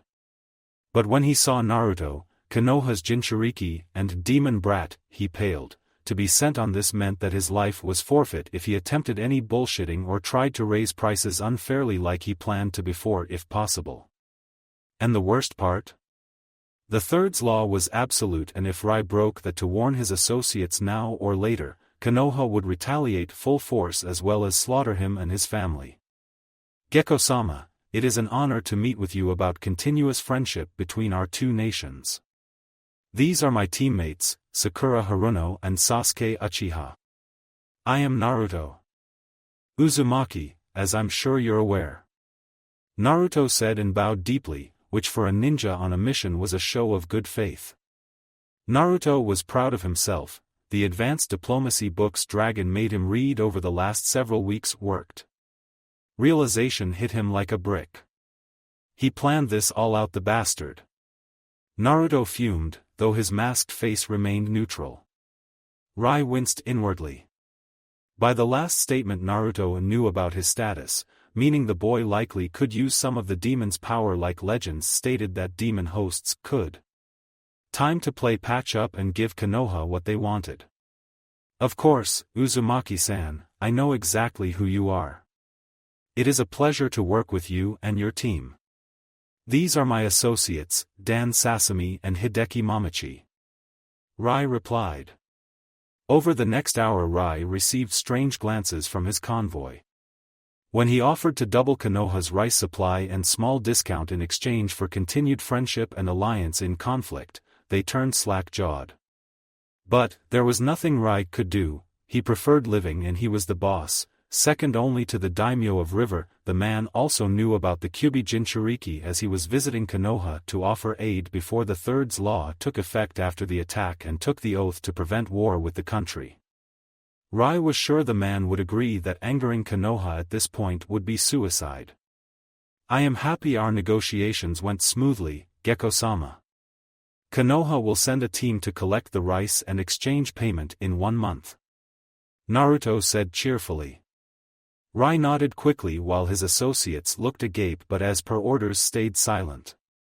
Of course, Uzumaki-san.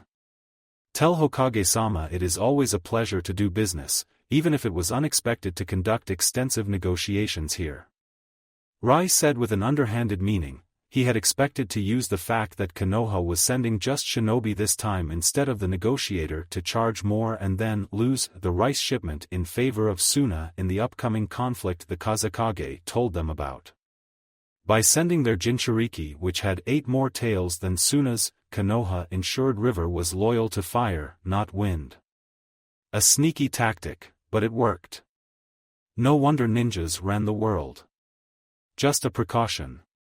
After all, my friend in the trees would have had trouble keeping lookout for enemy shinobi wanting to interrupt in an office, Naruto replied airily. Rai gulped, as did the rest of his side. Though the Konoha shinobi said it as looking after both sides, the message was clear: we were prepared to slaughter you. Of course, of course. Have a safe trip back. Rai bowed. And you? Naruto bowed back. Oh, and my furry friend had hoped to play together. Perhaps next time? The man went ashen and quickened his pace to get away.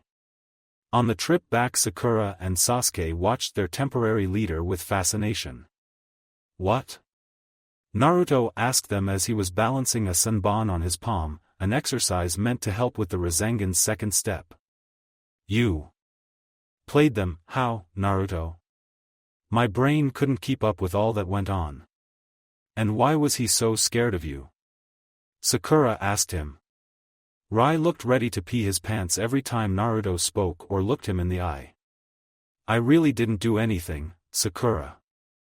I read a lot, and working in the tower means I can play the game somewhat.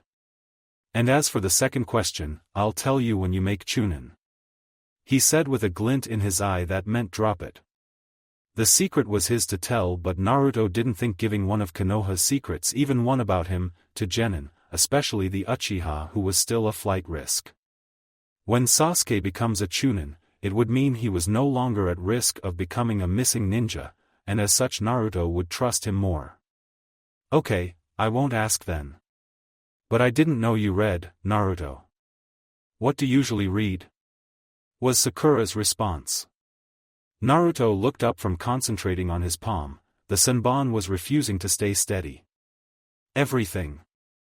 Though lately my superior is making me read a lot of politics and geography, Naruto said a bit miffed.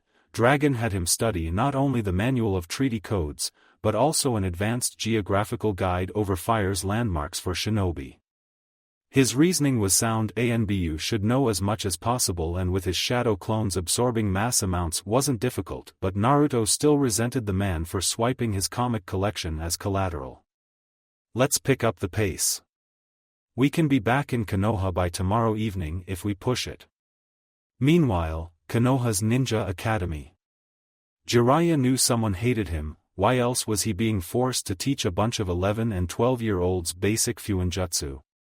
As he and 4 clones walked around the field of students, he learned his lesson the first day of allowing them to work inside when half the desks melted due to a misspelled matrix. Jiraiya dodged explosion after explosion as the kids eagerly put their new skills to the test.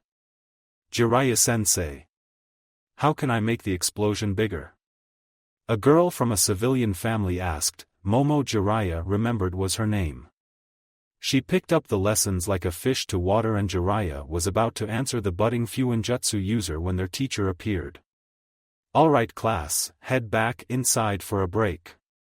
Irika shouted from a safe distance.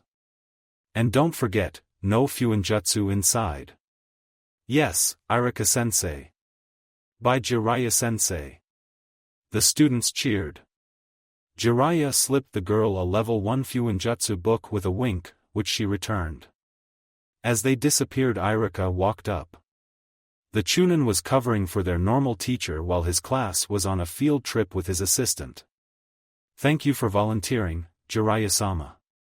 Being able to create basic storage scrolls and exploding tags will help them in the field, Irika complimented. It was true, most shinobi couldn't afford more than a few tags or one storage scroll at a time, resulting in them having to make do. By creating their own, it would mean better prepared shinobi during missions. And teaching me how to create them was kind of you as well, Jiraiya-sama. Konoha's future looks brighter. Jiraiya blushed. No problem, Gaki. It's time for research, want to join? Jiraiya asked with a lecherous smile. He couldn't act perverted around the kids, but teasing the Chunin who blushed at the suggestion made up for it. I can't, Jiraiya-sama, Irika stammered. Somewhere in rice. Kakashi popped his second chakra pill in as many hours, Tenzo on his back bleeding out and Yugao breathing heavily. With ragged breaths while he ran through the trees towards the border, Kakashi wondered how it all went to hell. Oh yeah, a Kagaya happened. Flashback, meeting between Suna and Oto. Kakashi and Tenzo hid among the trees, a double-layered genjutsu courtesy of Kakashi's eye concealing them, and, really, ANBU should at least have some skill with it, at least captain level, so of course Kakashi would know it. I mean, come on, captains are supposed to be well-rounded, not over-specialized like in canon, from the shinobi below. Yugao was across from them in another tree, ready to get the drop on them if needed.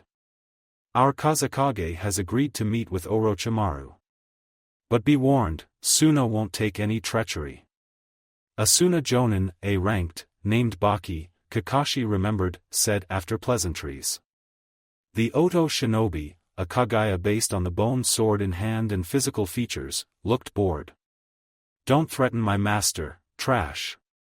Orochimaru promises, help us destroy the leaf and your village will prosper. Kakashi sucked in a breath at that.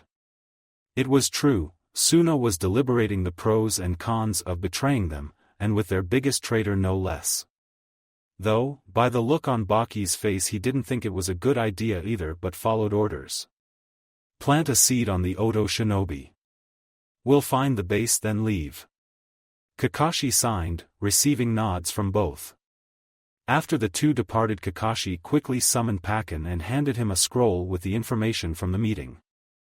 As the dog took off towards the ANBU border patrol, Kakashi couldn't stop the feeling they were walking into a trap. Too bad Kakashi was right. Trash like you should come out now.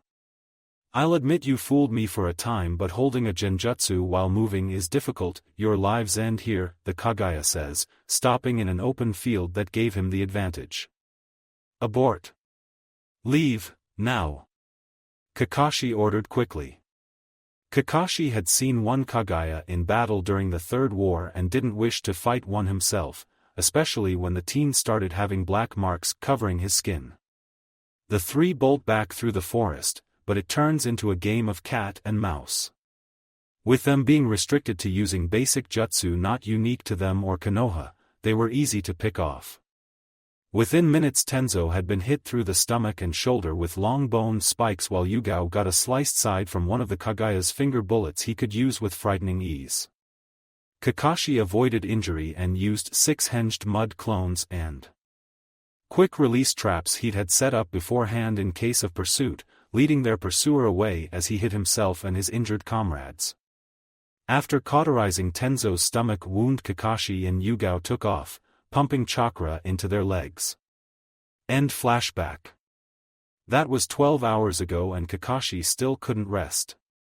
His comrade, his Kohai, was dying on him and Kakashi would be damned if another person died because of him. I've gotten lazy. If we survive I'll have to improve myself. The brat shouldn't have been able to see through my genjutsu. Senpai, the border's up ahead, Yugao spoke up an hour later, and Kakashi didn't correct her. Tenzo was pale on his back and wouldn't last much longer. Good, he heaved a sigh of relief as their feet touched Fire's side of the valley. Halt, 7 ANBU dropped down around them, seeing the Kyumo headbands and being on guard despite suspecting this was the recon team the Hokage informed them about. When Yugao pulls off a bandage to reveal her tattoo they relax. You guys look like hell, what happened?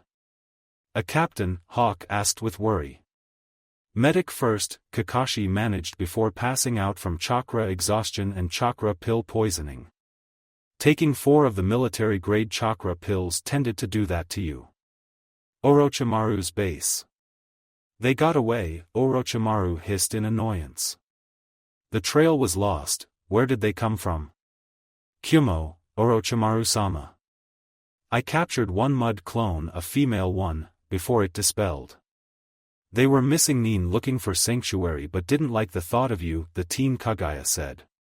He was ticked at himself for failure and made sure to memorize their faces the best he could. He'd find them and kill them. Do you believe them? Orochimaru asked. He trusted his pet, the boy was fanatical in his loyalty, but the thought of missing Nin spying on the meeting irked him and sounded too much like Konoha or even IWA. I'm not sure. I will check the bingo books though. Will this change our plans, master? Orochimaru pondered for a minute. No, unless Kabuto finds that Konoha and Sarutobi-sensei was the one to send the ninja. Kabuto will find out if that's the case. He is our best spy after all. Of course, Akamaru-sama. Kimimaro bowed deep before leaving the snake Sannin to his thoughts. Little did either know that Kakashi, in all his wisdom, had based their disguises on 3 Kyumo missing Nin that Konoha had picked up. And he had no way of knowing that their corpses would be planted by week's end to be picked up by Oto's patrol schedule that Jiraiya's toads had found. To everyone in Oto, the Kyumo shinobi died by injuries from the Kaguya and had managed to almost make it to the land of hot springs. Orochimaru would learn that despite the appearance of compassion and weakness, Konoha could play the game of cutthroat better than anyone. Konoha, next evening. Naruto and Team 7 made it before dark, checking into the guard station with tired eyes. Naruto turned to his team. Remember. Don't talk about the negotiations and cut down any rumors of tensions rising, Naruto said. The genin nodded in understanding as Naruto had talked to them on the run back about the dangers of letting Konoha appear as anything other than business as usual to the outside. And spies could be anywhere. Take the next 2 days off, Kakashi-senpai will contact you soon and I'll begin your reward lessons next week. I'll take care of the report, so go home. Using a shunshin, Naruto took off towards the Hokage Tower. In the dying light, the village below the rooftops Naruto ran across looked more beautiful than Naruto had ever seen it, the people below becoming blurs. Reaching the tower, Naruto made the sign allowing him to bypass the secretary. Knocking, he hears a "come in" and quietly slips in. The Hokage was in a meeting with Elder Danzo and the commander, all of whom turned to the young ANBU in Chunin garb. "Ah, Naruto. How was your mission?" Sarutobi asked, grateful for the distraction. With what they heard from Kakashi's team, war was inevitable. There was a spy in the ranks as well, and they had been discussing how to feed the medic Nin traitor Kabuto misinformation without alerting him. Naruto glanced at the powerful people in the room, all of whom could snap him like a twig still, and went into a crouch after setting the scroll on Sarutobi's desk. Mission success, Hokage-sama. Raigeko was terrified enough of me to give in to our demands. I even managed to convince him to give Konoha a discount with the doubled order without so much as asking. Naruto kept his face carefully blank at the gasp and pleased smile from the Hokage. It seems our weapon is a skilled negotiator, Danzo Shimura mused. Sarutobi shot him a warning glance, but Naruto remained passive. Dragon told him the old war hawk thought Jinchuriki were merely weapons, along with most shinobi. It didn't bother the blonde. It's not like the man actually had any power over him as he was an ANBU. I'm proud of your first mission as a squad leader, Naruto. Tell me, how did Team 7 perform? Naruto's eye twitch caused Dragon to suppress a facepalm and Sarutobi to sigh. The Uchiha must have caused trouble, was the duo's thought. Sai was excellent, as in my report he was respectful though needs to learn how to interact more as his nicknames caused tension between him and his team. Sakura Haruno. Well, Hikaru owes me 50 Ryo as she snapped at Sasuke, who was broody and unable to work with the team. Thankfully, with bribery for more training, the genin were able to put aside their differences. Naruto finished, leaving the rest to the written report. Sarutobi gave him a considering look. Do you consider them ready for the Chunin exams in 2 months? Sarutobi asked. The plan to draw out their enemies required the Uchiha and Hyuga to take part, but losing the last of a bloodline either to treachery or death was not worth it. At Naruto's widening eyes, Sarutobi had to chuckle. Yes, I value your opinion. You may be young, but you have proven yourself to make wise decisions, especially on this last mission. Well, they don't deserve it, to be sure. But, he added at the somewhat disappointed looks. They will survive with Ro and Gamma watching over them. The Uchiha and Haruno are not ready for the rank as Sakura is just now getting out of her fangirl phase when she saw how Sasuke treated her, and Sasuke would not pass a loyalty test if his life depended on it. Naruto admitted. Danzo coughed. And the third? What about Sai?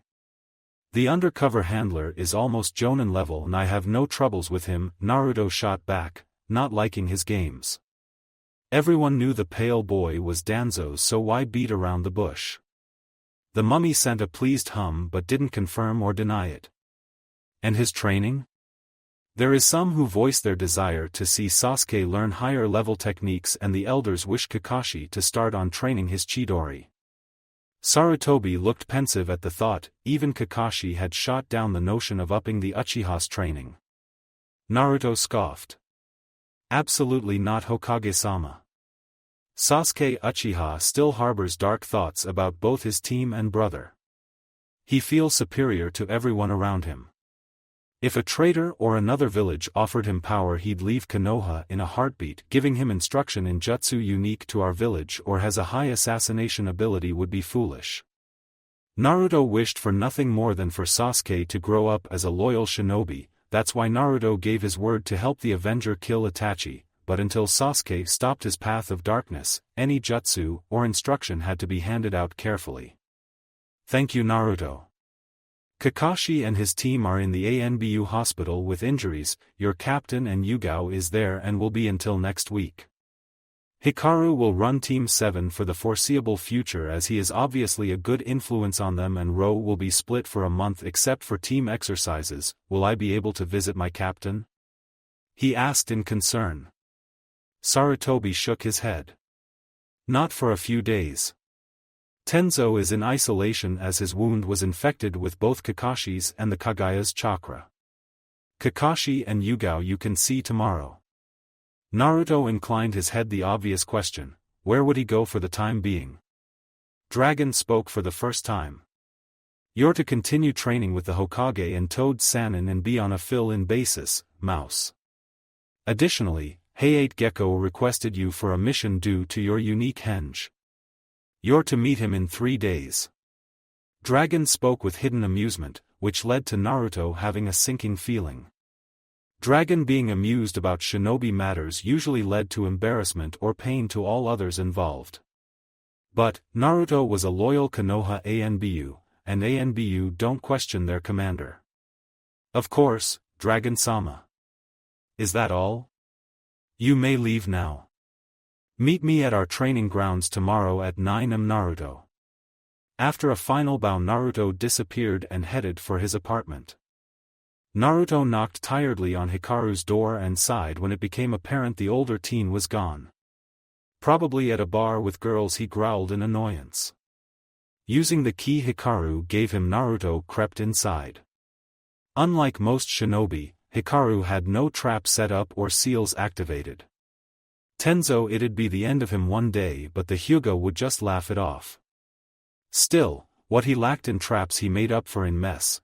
While Naruto learned quickly to keep his home neat, Hikaru felt the less floor space the better. Angel? You here? Naruto called, not wanting to venture inside. Naruto.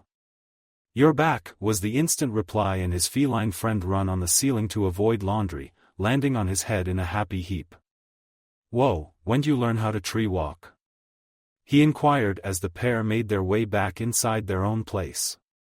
Naruto had taken the liberty of picking up Angel's favorite, sushi, as apology for dumping her on Hikaru of all people.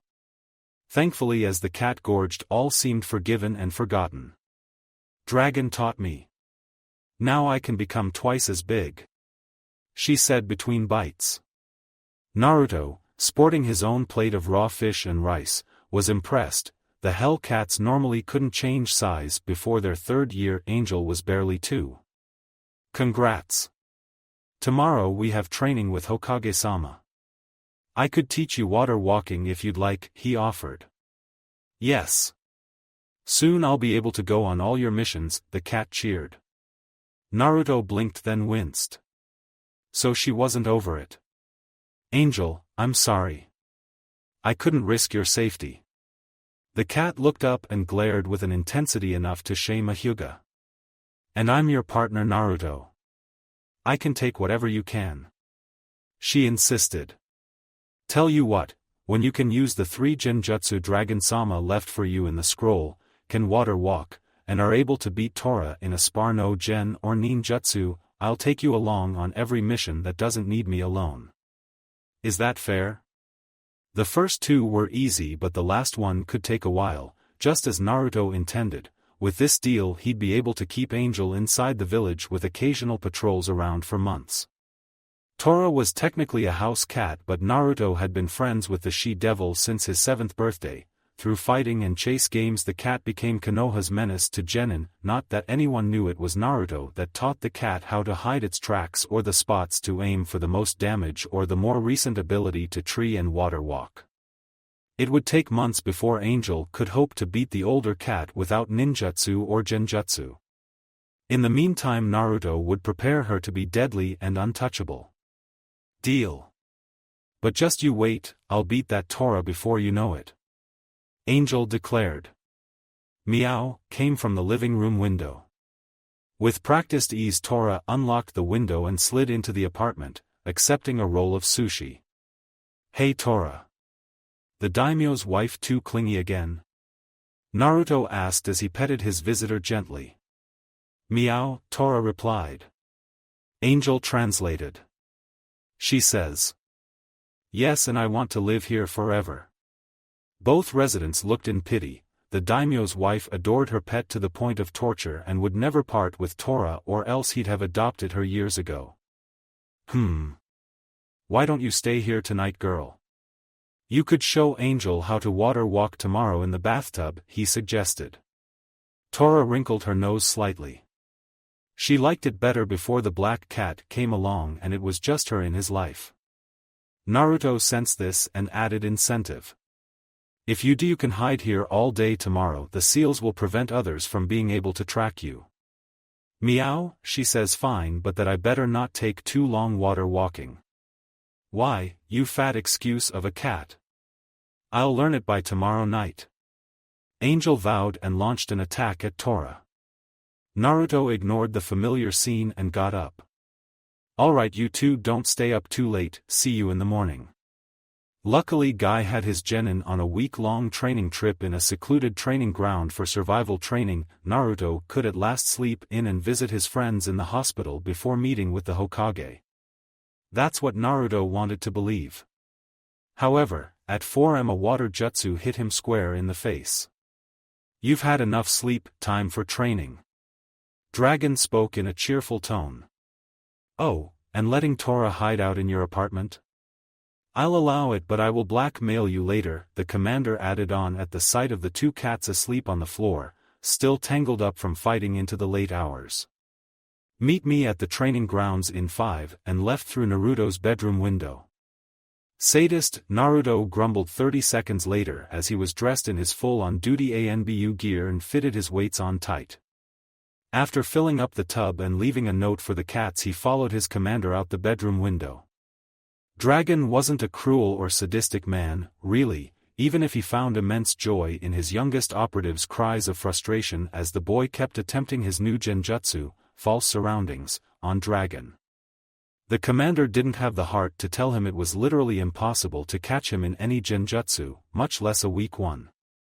Even without the success, Naruto was improving rapidly, and he himself could detect and break most C-rank genjutsu. Too bad in the Black Ops mission higher-powered genjutsu was used. Thankfully the fox wasn't messing with his subordinate's chakra anymore, and as the two grudgingly worked together Naruto's control shot up. By the time Orochimaru made his move the blonde would be able to dispel a rank genjutsu. Even if Dragon had to beat it into him. Enough, mouse.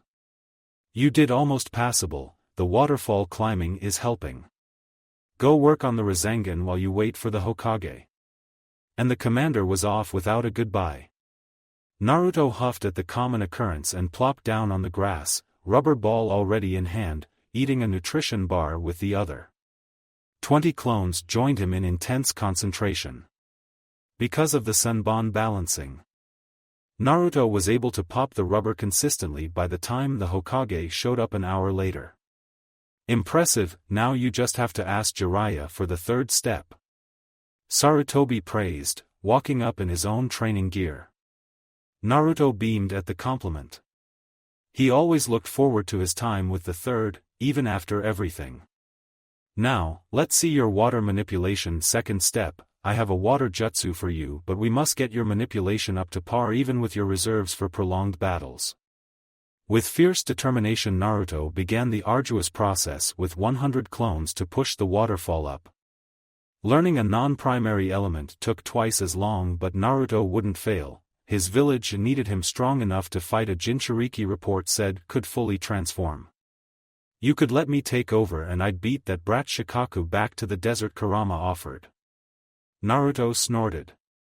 Sorry Kurama, but I can't let you take over my body, but if you want to help beat your brother I'm up for strategies.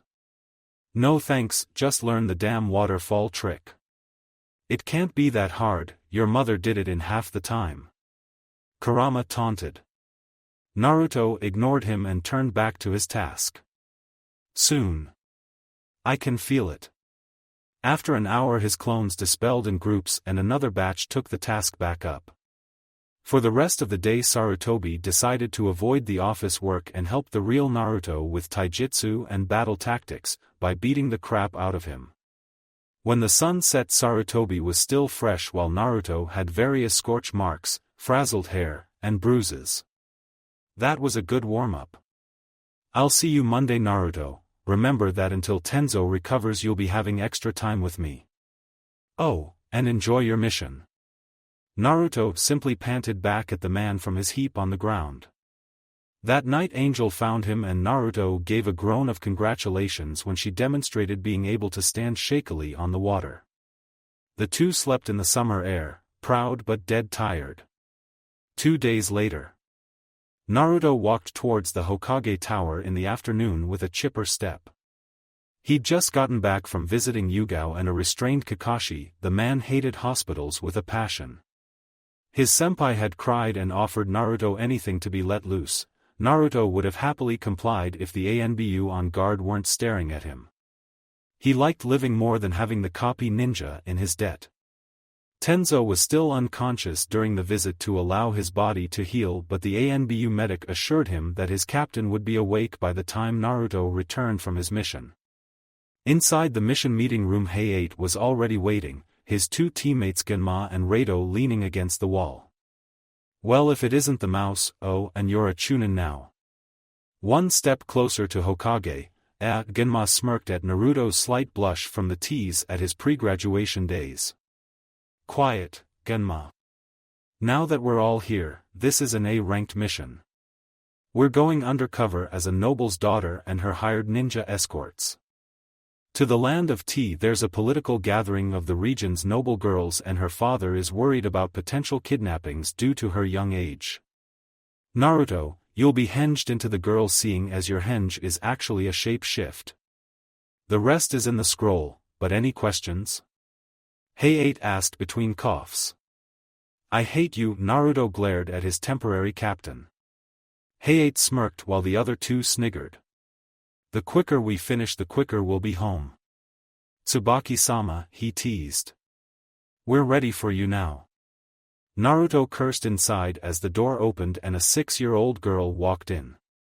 This was going to be a long mission, the only upside being that Hikaru wasn't there and Angel was hanging out with Tora and Gamma Squad on their patrols while he was gone in exchange for Tora hiding out in his apartment again and Naruto giving Hawk 5 of the chakra smoke tags. Time to get to work my lady, Genma chuckled. A long mission indeed. Being forced to hold a henge for over a week that was half his size and do it while in an ornate kimono was not Naruto's idea of fun. Being carried on his teammates Genma's shoulders and eating snacks though? That was the most enjoyable pastime Naruto could partake in. You're getting crumbs in my hair, you blonde bastard. Genma griped. Oh. But I'm a brunette, Naruto pointed out snidely. Shut it. And quit eating, you're heavy enough already, the Senbon enthusiast whined. Though Naruto's henge could alter his shape, it didn't change his weight. Wonder how he'd take the information that you're wearing about 25 pounds on your torso? Kurama sniggered in amusement. Naruto sent a mental smirk back. We'll find out when we're safely back in Konoha and I can hide from him for a couple days. Naruto wanted to live, thank you very much, and didn't doubt Gemma's ability to kill him and blame another village. Not that he would, but one could never be too careful with powerful shinobi. Hey 8. What exactly is this nobles gathering anyways? A pregnant pause ensued at Naruto's question. A sleepover to build political bonds, Hey 8 finally managed before coughing again. I have to sleep over with a bunch of spoiled brats? Naruto demanded. Rato tossed a book to the young ANBU/Chunin with a pink cover, How to Act During Sleepovers for Noble Ladies. This will help, but weren't you taught how to act like a lady for undercover ops? Rato asked. With Naruto's henge he'd be excellent at espionage. Hey 8 and Rato noticed the suddenly pale look on Naruto's face and Genma felt the shiver. Never mention that week again. You okay? Genma looked up a bit concerned. Naruto shivered again. All I'll say is Kurama Yuhi is far crueler than Ibiki is at times, all that tea. He cried. 3 sweat drops fell, but they let it go. Soon the group was in front of gold-plated gates, for guards looking stoic at the ninja, though, they were disguised as samurai. Genma set Naruto down, getting into character. By bowing to the little princess. With nose in the air, Naruto closed the book and snack pack, making them disappear somewhere inside his kimono. Tsubaki-sama, I wasn't aware your guards would be samurai. You usually have attendants. And where's your father, dear? An elderly woman with gray hair piled in a tall bun said airily as she daintily made her way outside the gate. Naruto recognized her from the file he'd been given to study over important people. Tsubaki knew this woman was her father's old tutor and friend of the family. Sasami was her name, he believed. Bachan. Naruto said giddily in the same manner he imagined the real 6-year-old Tsubaki would have. He bowed politely to her before heading inside next to the hunched but still regal woman. I came all by myself this time, but the samurai are so weird. One eats senbon like a camel. Naruto sent a wink to the now twitching Genma. Hey 8 had to cough to cover up a snort while Rato inched away from the senbon user looking to practice on something. Oh. How nice, dear, I didn't know samurai used senbon, Sasami commented, biting her lip nervously. Naruto noticed this instantly, as did the rest of his team. Hey 8 gave a look with a clear message, be on guard. That evening, Naruto was finally getting the hang of the whole court scene. Over the last several hours she'd greeted dozens of females from high-ranking positions in their rather extravagant nightgowns. Naruto himself wore a loose silk white garment. Underneath the billowy sleeves and loose bottom skirt there were 2 senbon laced with the new faster-acting sleeping poison Anko had taught him after he helped create the summoning scrolls for the Chunin exams. One prick and even a trained ninja would be out within a minute, much less a civilian. Naruto himself only had partial immunity. One thing that confused Naruto were the lack of girls the age of Tsubaki. The age to first attend was 6 but the youngest was 9, that spoke of the gathering's true purpose, to amass allies and degrade enemies, much like the ninja village's Chunin exams really. Most wouldn't send a 6-year-old to debut with the likes of the shallow girls Naruto was greeting and kissing up to. No, best to let the older children take care of it. Then again, most nobles had several daughters, not one lone 6-year-old who had the political weight piled on. Tsubaki-chan. I haven't seen you since you were a toddler. Squeal. We simply must hang out tonight. An older girl glomped Naruto, looking around 15.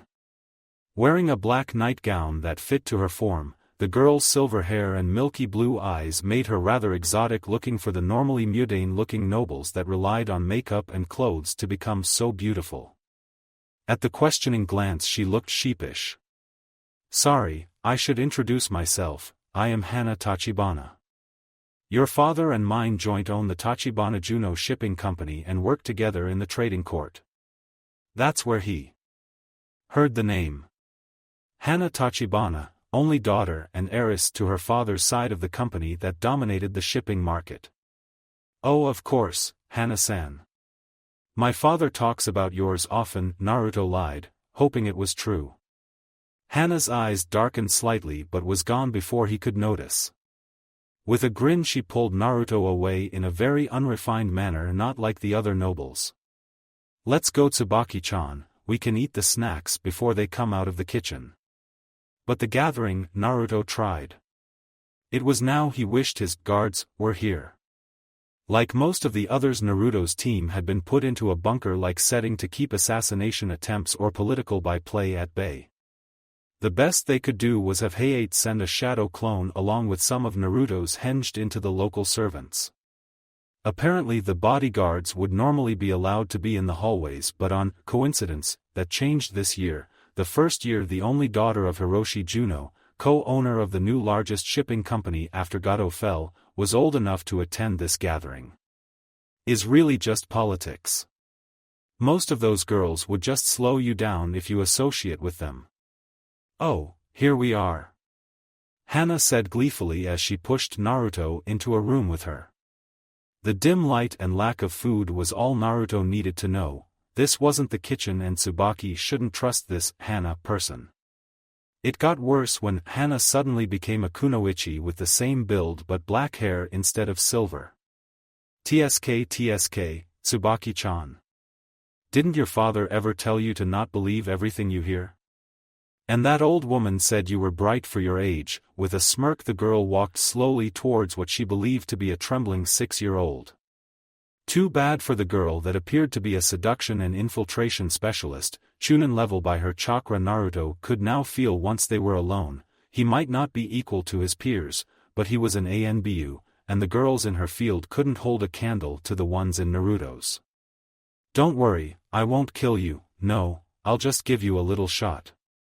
Your father will sign his half of the company over to my client before long and you'll be back to being a spoiled princess, well, as spoiled as a bankrupt girl can be." "Why, you're a ninja?" Naruto squeaked in mock fear, crouching down as if cowed while fishing for information. He'd found out that Sasuke was in on it, now he just needed a village. The kunoichi stopped and grinned confidently, a complete change from the menacing presence. "Yep. You're looking at a Chunin kid from Sunakagure, best village in the world. Now hold still and it won't hurt." She moved in with a shot, intent to jab it into the neck. Naruto took the opportunity and stabbed the kunoichi in the arm. "Ow! You little," but she didn't have a chance to retaliate when he appeared behind her after a kawarimi with a pillow nearby. With a brutal chop courtesy of his morning training with Guy, the girl fell in a heap on the ground. She looked up hatefully as the poison took effect. How? "I didn't sense any chakra, a shape shift," he said simply. After she succumbed his eyes turned hard. With the current tense relations between the villages and war inevitable, standing orders from Dragon-sama were for ANBU to kill any possible ninja from other villages that interfered or appeared during the mission. Every last body counted in a siege, after all. Looking at the girl though, who couldn't be more than 14 or 15, Naruto let out a wince. Killing her felt wrong on so many levels. She was weak. Overconfident. Not great at split-second combat. And a ninja. A heavy heart accompanied him, but orders were orders, the village came first. A smooth motion had his holstered kunai from his thigh and a clean swipe severed the throat, followed by a stab in the heart. The only solace was she felt no pain. "My, how brutal of you, Kit. The village comes first though, eh? Even before your own petty humanity." Kurama taunted half-heartedly. The fox felt his prisoner's pain even now, but the biting words just spilled out. "Shut it, Kurama. There's a mission to complete." Naruto made a shadow clone that expelled immediately, letting the other clones know what was going on. Hayate would come with a scroll to carry the body in later, as Naruto couldn't transform back now to do it. Back in the ballroom type setting, no one noticed Naruto had been gone, and he slipped in time to see the food arrive. Plastering on a pleasant smile for one of the girl's friends, Suki, from his memory, Naruto moved through the night with the grace of a shinobi and blocked the Sunakunoichi from his mind. That night he slipped out of his assigned room with 3 other girls, a shadow clone taking his place. Transforming back into himself, he silently crept through the building. Compared to his training and the trouble of pranking in Orange this was nothing. In the hallways, the couple of guards he came across were easily avoided, or through the hypnotism genjutsu suddenly needed to go use the restroom, giving Naruto a pass. Hayate had found Sasuke within her room and was interrogating her when Naruto arrived. "Please stop." Her eyes begged, being unable to make a sound with a gag in her mouth. Naruto nodded to his leader before putting a silencing seal up. "Nobody would hear." "Tell me cough before I get serious," Hayate warned. He was used to interrogating in the field, and her roughed-up appearance spoke to his skill. The woman in front of them, still dressed in the noble gowns, was a jonin by the looks of it. Hayate had broken her fingers among other things and looked ready to do anything else needed. With a fervent agreement, Hayate released the gag. "Who else is here?" "2 more, my other Chunin students besides the one you caught," she said quickly, apparently not aware that her student was dead. "The other 2 are disguised as guards on the western wall. Naruto pops a clone he'd summoned earlier. Rado and Genma could take care of them." Contrary to popular belief, masking chakra wasn't that difficult. It was quite easy, in fact, for those in the Suna squad specialty. The trick though was making it seem like you weren't doing it. 2 special jonin, now that they knew what to look for, would be able to sense them without much effort. "We're allies. This mission is obviously a failure. Let us go and we'll leave," the woman begged. Judging by her chakra level, she only made special jonin probably for seduction skills, as she was rather pretty and was employing the helpless card to get out. Statistics showed women who begged were more likely to be released on compassion. "After our mission, I'm sure." He stopped as Naruto had already slit her throat and was cleaning the blade on the woman's shirt. "Naruto. There wasn't any need to do that." Hayate looked shocked at the 12-year-old's cold actions. Naruto fixed his leader with a blank look as he sealed the kunoichi's body inside another scroll. "Hayate-senpai, I'm sure Yugao-senpai and others have told you what Suna is planning?" he asked. Every jonin was aware their ally was almost certainly betraying them soon. "And what ANBU has been ordered to do?"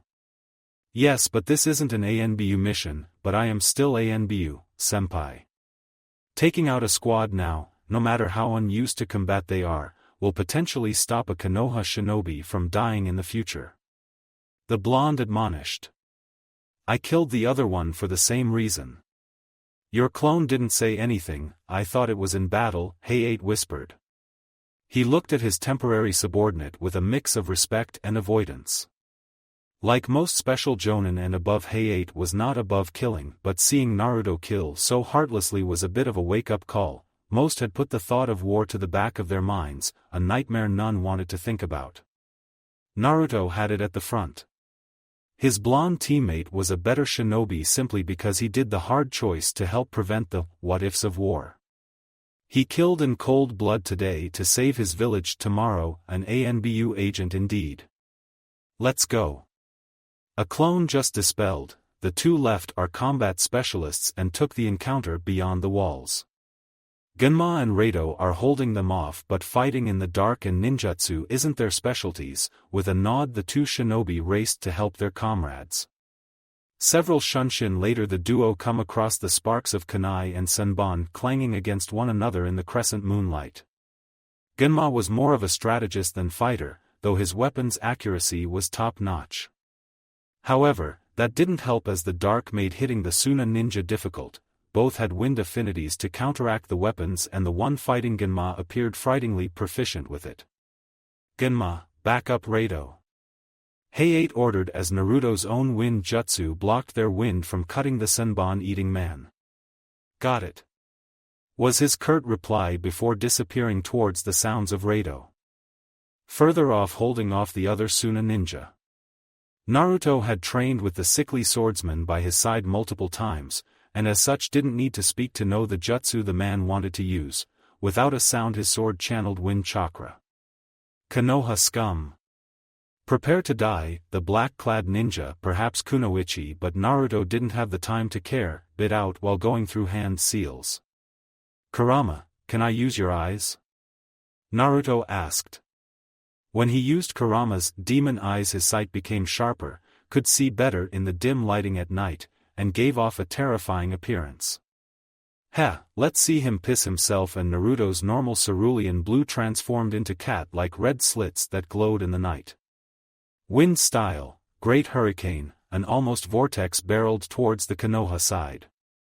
It met with Naruto's wind-coated blade and shadow clone barrier, cancelling out. Using the distraction Naruto appeared in front of the Suna ninja. Why you're like Gaara? The ninja realized as Naruto's blade cut down. The ninja dodged.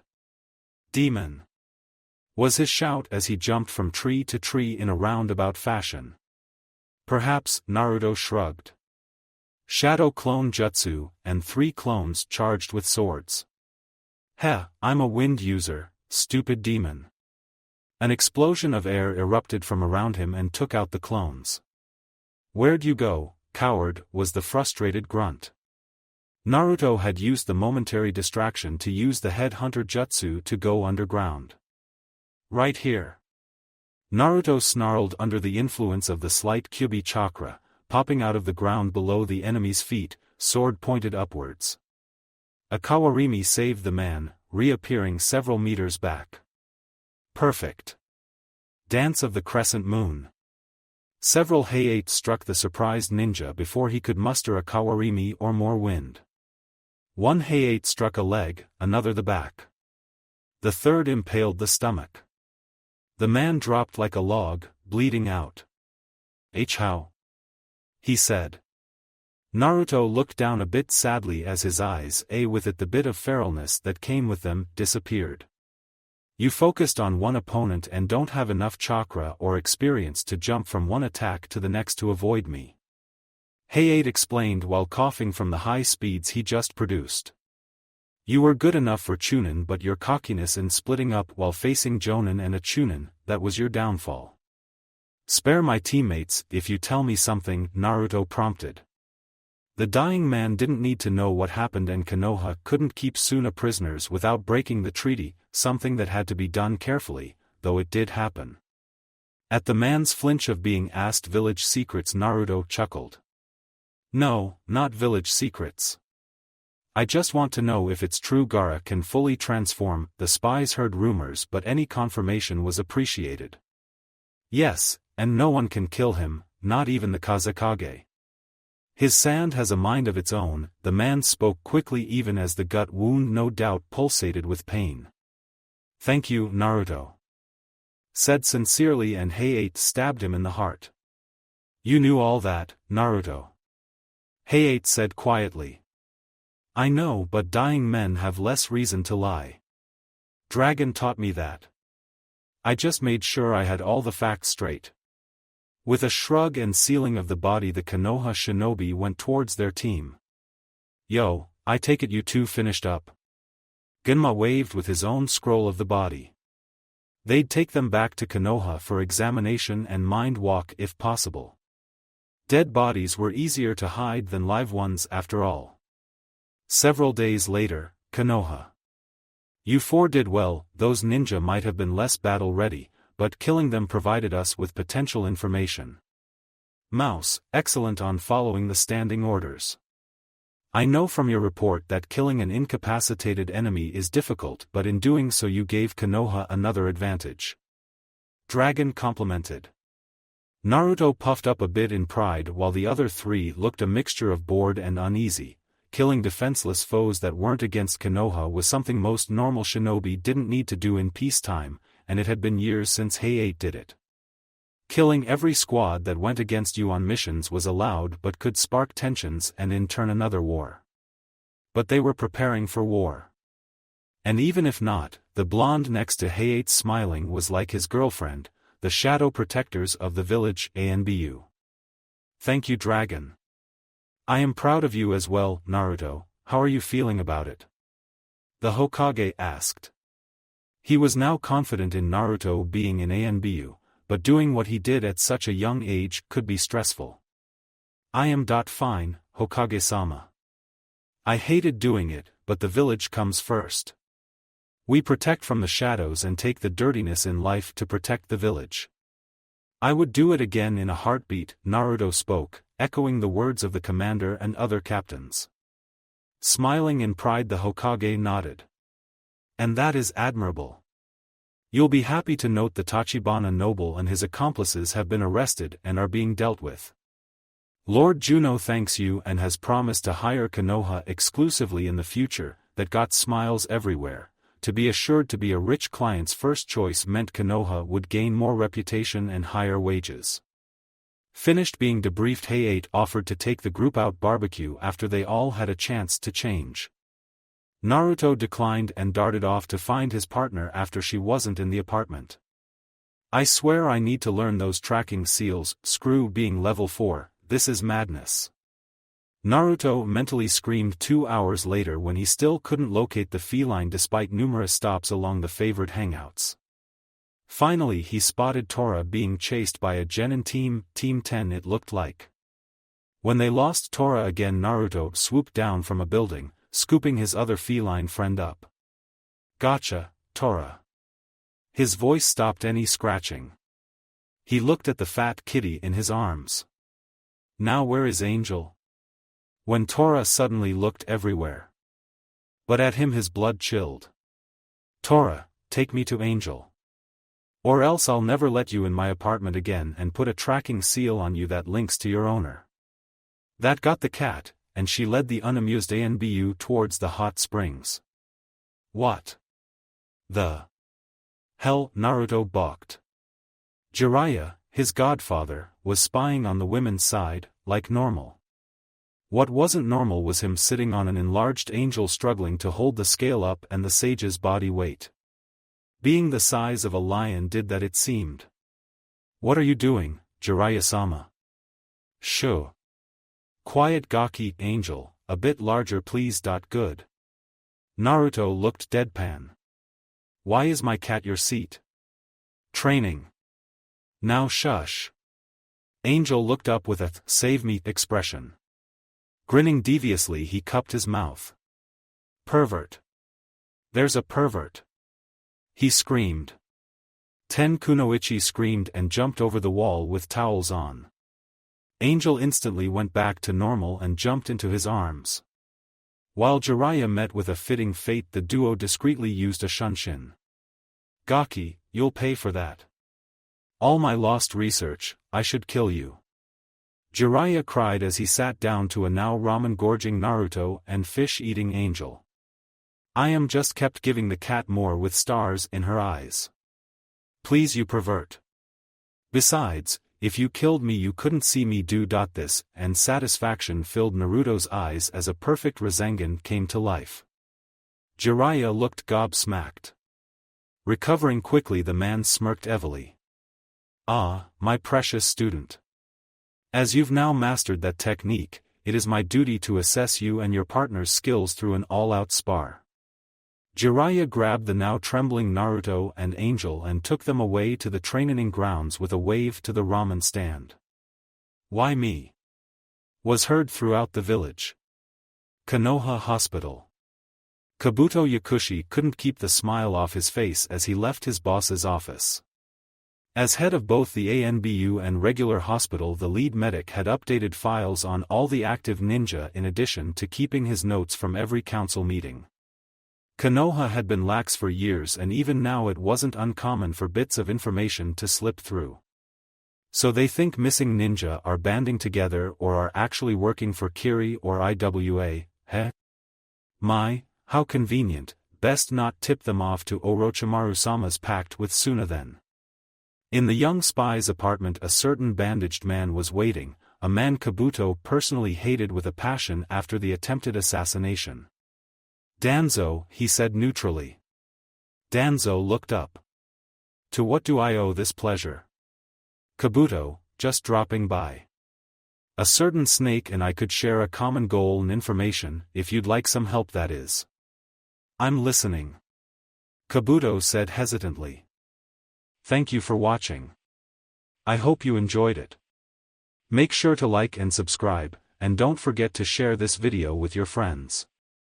Guys, make sure to help the author by visiting the link in the description. This is Fox Sage, and I'm signing off.